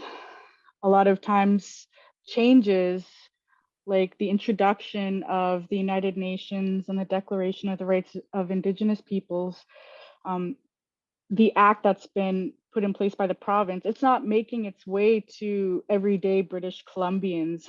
Everyday people are just trying to get by, you know, as we come out of the pandemic, as we come out of, you know, the grief that we're all experiencing in different ways. And it's a struggle at times, but I think, you know, that there's lots of different opportunities to ensure greater balance and to ensure more accountability to the business sector, and to find ways of how they are going to adopt more sustainable harvesting practices, how you know, we can make changes to ensure, you know, an economy that can meet all of our needs.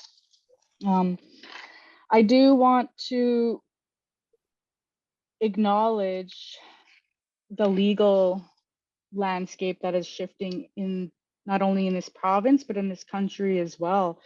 We've had the Yahe decision with Blueberry River First Nation go through the colonial court system, and again have it recognize that their community was being impacted by multiple different activities out on the land base, but a death by 1,000 cuts. And we have been seeing that in our community, and while we see our land base be impacted more and more, we see our community members struggle also. So I wanted to acknowledge Mayor Yu, who provided some opening comments as well. He came and stood with our community, Chief Priscilla Mueller of Saik'uz, put a call out to, the grassroots people and different service providers and leadership and just people who wanted to reach out to our members who are houseless, living in Prince George, and to find a moment to connect with each other at that basic humane level, and then look at our people with compassion and empathy and find ways to support each other in that way, because that is also a reflection of our land. So recognizing how these different pieces are all connected to each other, I think is going to help us through that change management as well, to empathize with those people who are impacted from the declining forest industry, and not pit us against one another, but come back to that human place of compassion and empathy, that we all want the best for each other. And what is that going to look like? And we could look at forestry and the future of our forestry as just one example. And I know that there were quite a few participants online and in the space today who probably have questions for the panelists as well. So I think I'll just leave my comments there and just thank you for your time and for listening.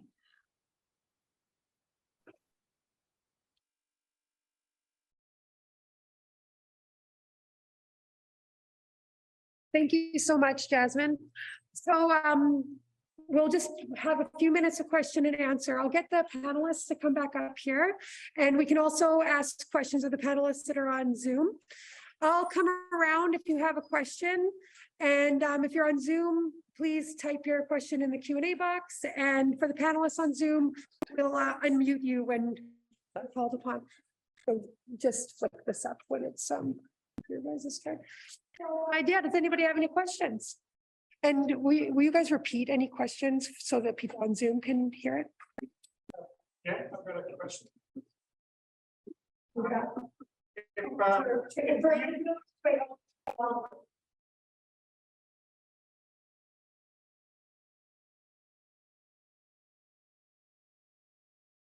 Really be addressed to see what the impact, say, with that map. So what's short, so it's basically access that map again, but basically like that area.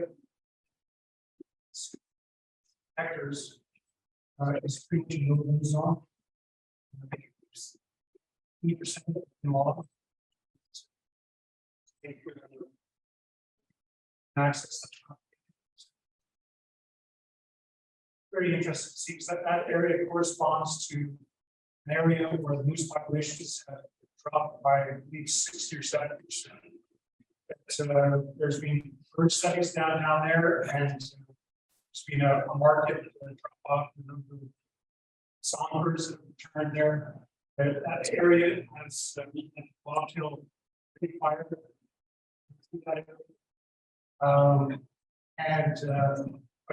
I think it's under Liam's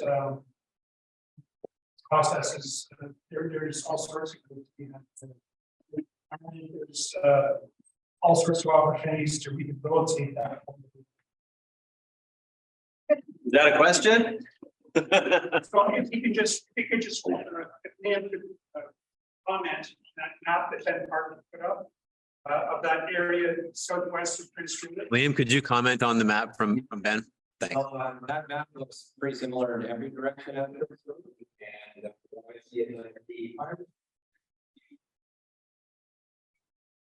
And a whole pile of jobs for Prince George. And we don't have to wait 80 years because lots of those stands never leave the circle of death. The fire comes along, wipes them out, they become mature. Right.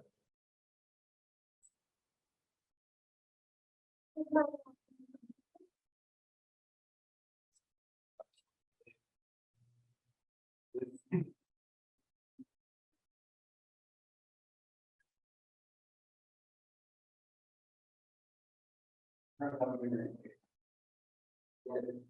like that the forest is a generation. So even though you're in government, you can't change that. What do you have to do? So the same thing that I heard that was self-interest conversation. Rather than trying to map out the contribution of why it goes that. Right? And the only thing I hear is about economic job. Last conversation I went through the here,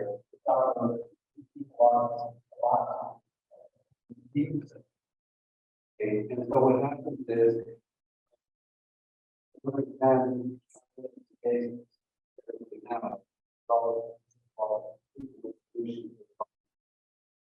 we have to control and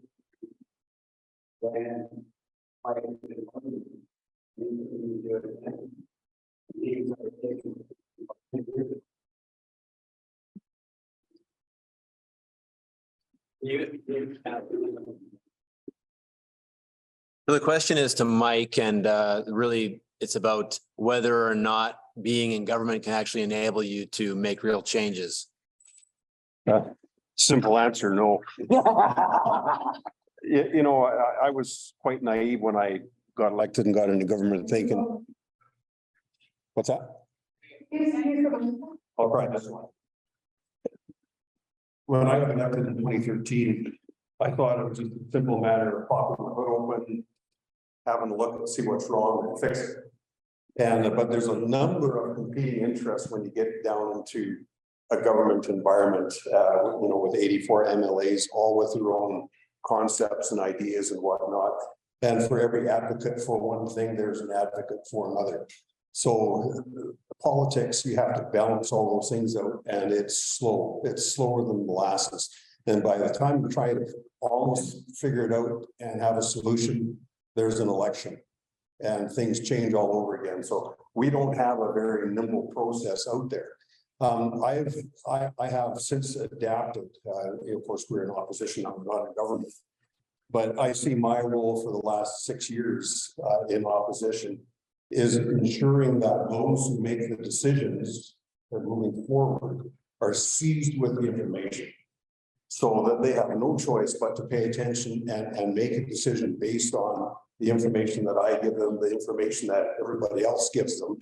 And it's written down. I make sure that I have everything written down so that somebody can't say, well, you know, I can remember you talking about that, but I'm not sure what it was all about. So, but it is a slow process. Nimble and government don't go hand in hand at all. So, but you know, we do our best. The more noise that's made from the public to support a direction, the better it is for folks like myself and other elected representatives working inside. And it doesn't matter whether it's at provincial, federal, or municipal, local government level. So it's collectively everybody working together at the same time, but it's a slow process. It's painful. Thanks, Rick. We're gonna hear from Jasmine on this as well. Hi, thank you for the question. If I heard it all, is basically can being in government enable certain small changes? That's basically what I heard. And I wanted to also share that as my role as an elected representative for my community of 1,000, no, it just seemed as there. I'm like, oh, something wrong. That for those who aren't aware or would like to learn more about Indigenous peoples and the territories that they live in, this learning might also, you might inform yourself on some of the agreements that are currently in place by these different levels of government and elected officials. Mindful that while I'm an elected councillor for my community, my jurisdiction is very limited in terms of being confined within a colonially imposed reservation defined by Canada. And whereas we've had our own hereditary systems that have been in place since time immemorial, and trying to find ways of these two different decision-making bodies to work together. So that is from a First Nations context. So if you wanted to learn more about some of the challenges that have also occurred because of colonial-based laws and activities out on our land base, that is something to make note of. So as an elected official, I've also, we've seen a government to government agreement in place between our communities and our neighbors and the province of British Columbia. And it's known as the Pathways Forward Agreement 2.0 is what I'll refer to it as, and really outlines different areas where we can work collaboratively as two bodies of government. And there are different provisions in there if folks wanted to inform themselves more about different components of our agreement with the province. But some other changes, I guess, that have come from, I guess, that space has led to put pressure to see different bodies and processes put in place to address and look at what some of the cumulative impacts are that are affecting the land base and the forestry industry, like the environmental stewardship initiative that came out as a result of the LNG boom back around, 2015, 16, even before that. So from that political pressure from some of our communities and through the courts as well, we were able to see some processes that put dollars into looking at some of these cumulative impacts. Again, we don't need a million studies to say that the land is hurting right now. We definitely see that, and at our community level as well. So I think there are opportunities to make changes, not only being an elected official or in government. You don't have to be elected to make change. There are different ways that we can make change to improve our relationship to each other and to the land. So I just wanted to share that. Thank you very much. We're going to do a couple of Zoom questions. Brendan's going to read them out, and then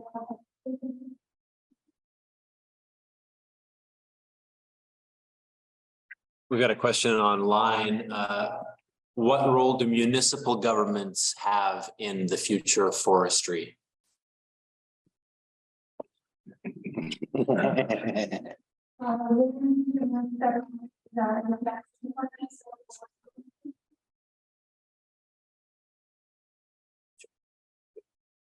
Well, I do believe we do have a role. We used to have a Prince George community forest. But that forest was primarily created to prevent forest fire getting too close to the city. And we were given the duty to manage the forest. It was not very economical, so Mayor Green, I think, he basically eventually just canceled the license. Yeah. But after hearing all the positive things about things in the forest and how do we, I'm gonna work with my council to see if we can recreate a community forest here in New York. Definitely, just for the future generation to study and to have more young people involved in forestry, that would be very helpful by itself. Thank you. Thanks, Mary. We'll go to Jasmine, and then we've got Mayor Atkinson from Mackenzie. Thank you. The role that municipalities can change in the future of our forests, I think that partnerships in every sense is going to be so essential for us to move forward successfully, not only by major licensees partnering with First Nations communities, since there has been a recent announcement of tenure to First Nations communities, but also the communities, the municipalities where these industries are operating.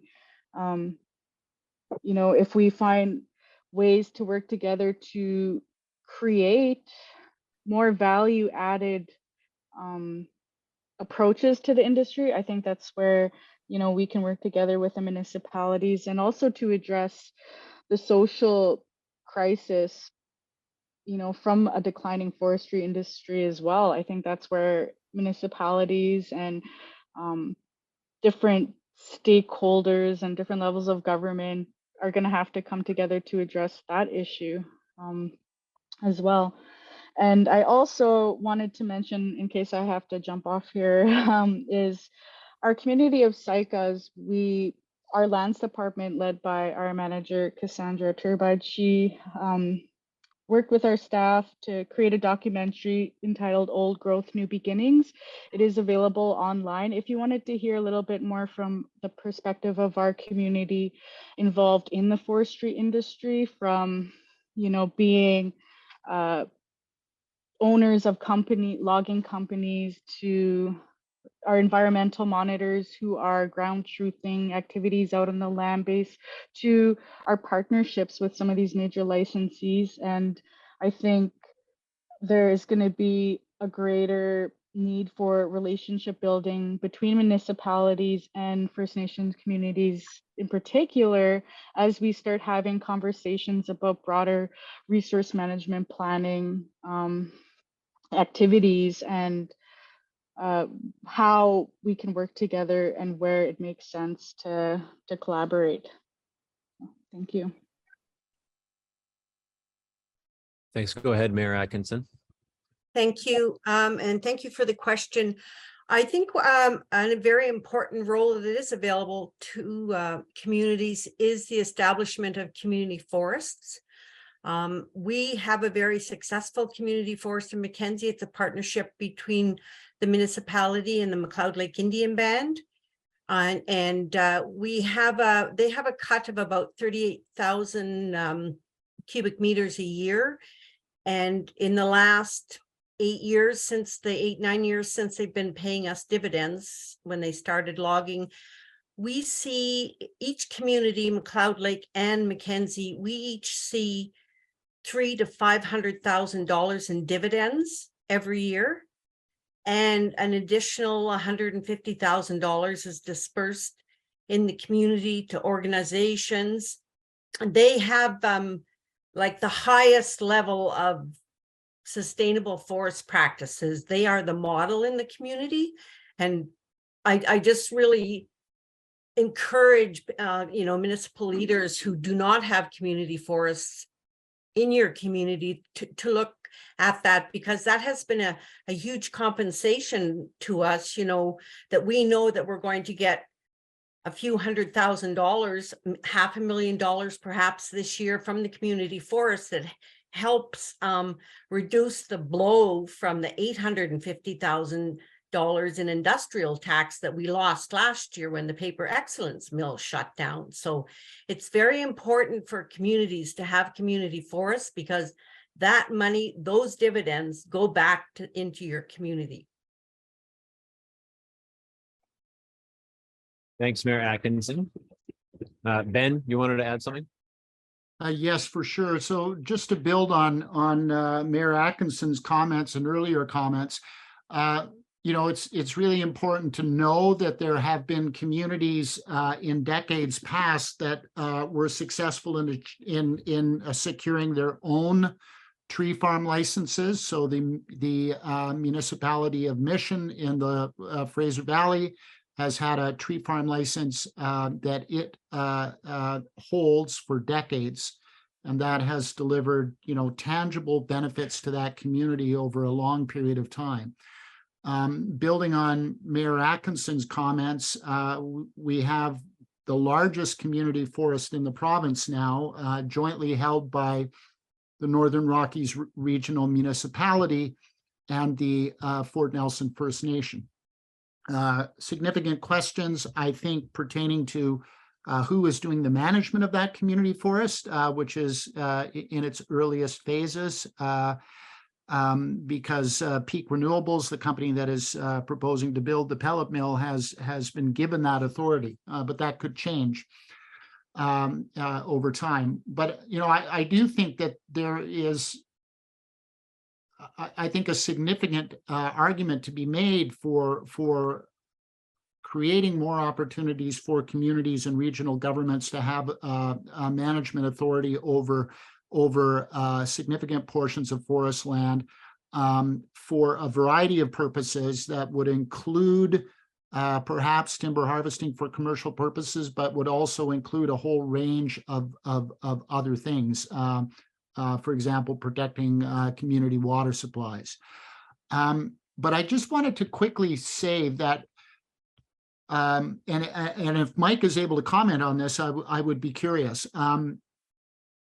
I know that things change and can change very slowly in the political world in Victoria, but I think it is important to underscore that significant things have happened in the past that have been introduced by governments, both NDP and Liberal. We had a very significant change in forest policy with previous NDP governments with the implementation of things like the Forest Practices Code.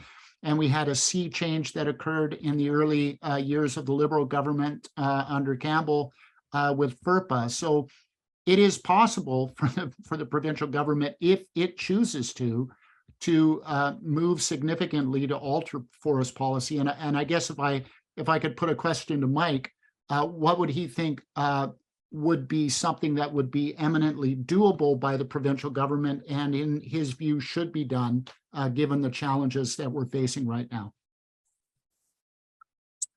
Good question.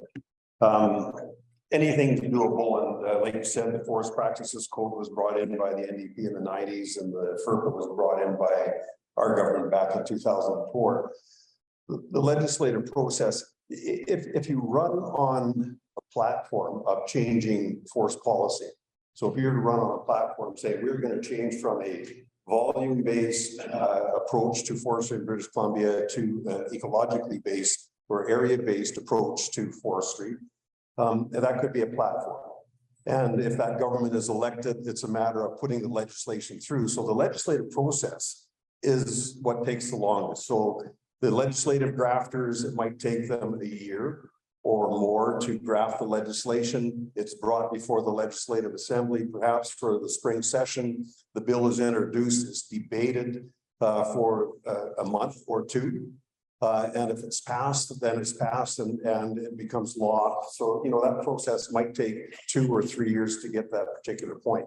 And then once it's passed and that law comes into effect, the regulations have to be put together as well.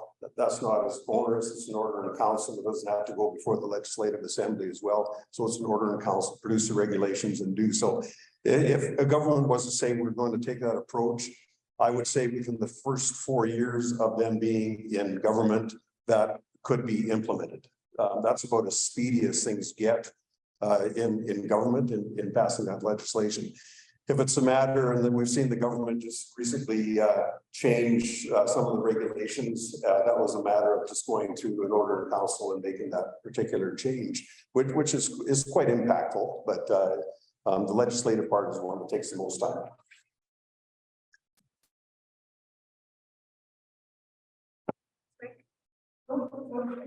Okay, we're gonna give a last question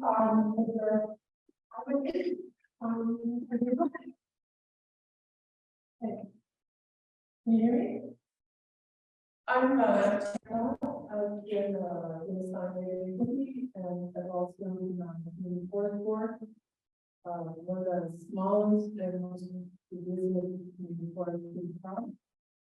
I'm just discussing things because I think there's some huge changes that need to be made in investment practice. So, you know, then I would just say the investment company going to the garden. And so, you know, one of the things we're trying to figure out is not only is how to actually get investment today that and where we since 7 years ago, because you know, the person having some loss to you. This is kind of an environment. I just think we need to be really thoughtful. Everybody's doing what it needs.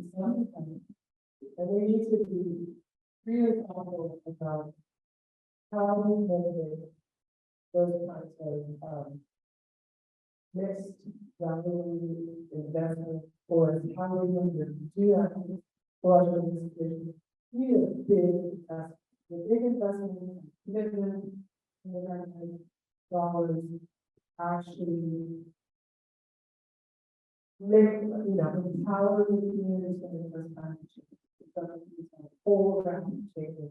But we bring the new paradigms that we were talking about into being. That's a lot of money, and that's not free, small bills.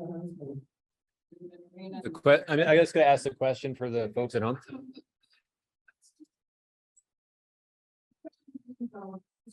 I suppose, in terms of the industrial structure that we do have industry, when all of them,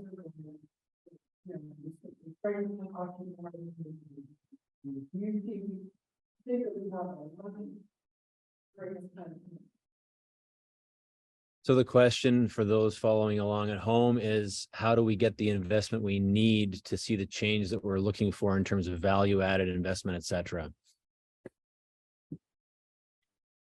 And we want to go Ben first, or?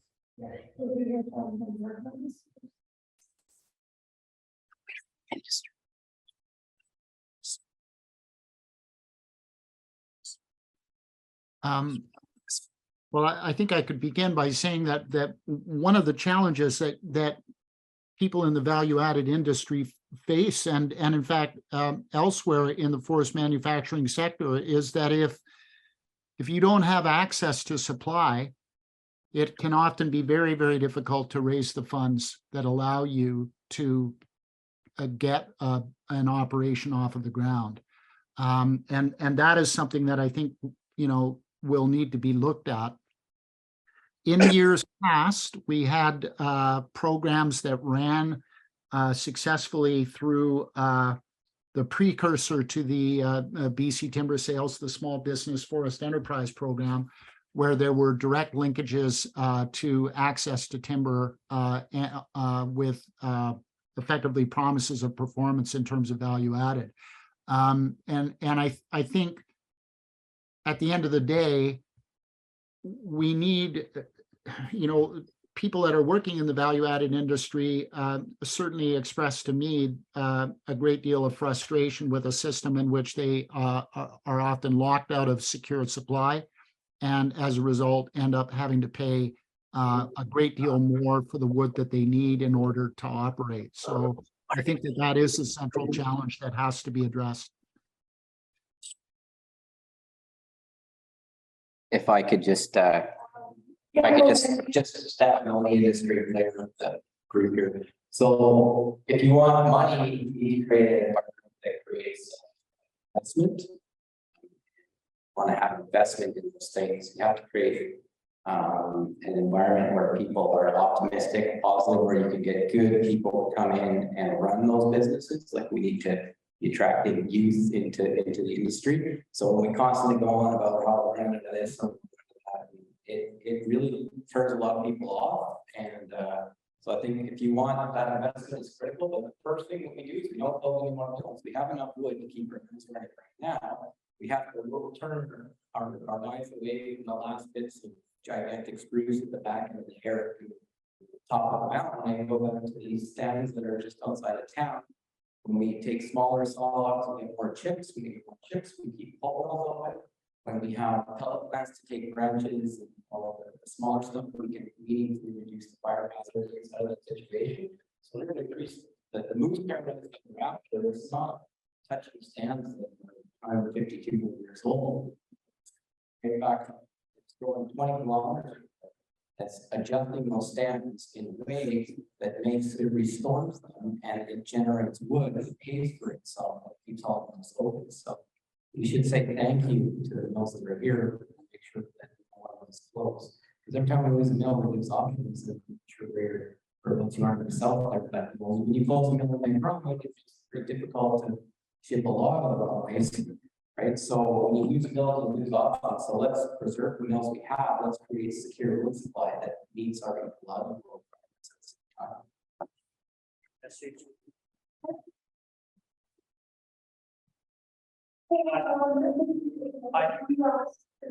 One second, yeah. We control is at the center of a transportation hub. While we rest the course for the next 20-30 years, I think we need to bring an operation like IKEA come to here to start a factory process plant. And when they cannot do it, we will have to start ourselves. We do need investment, but we need to have a investment that really add top dollars to the timber we have. That's how I see it. Thank you.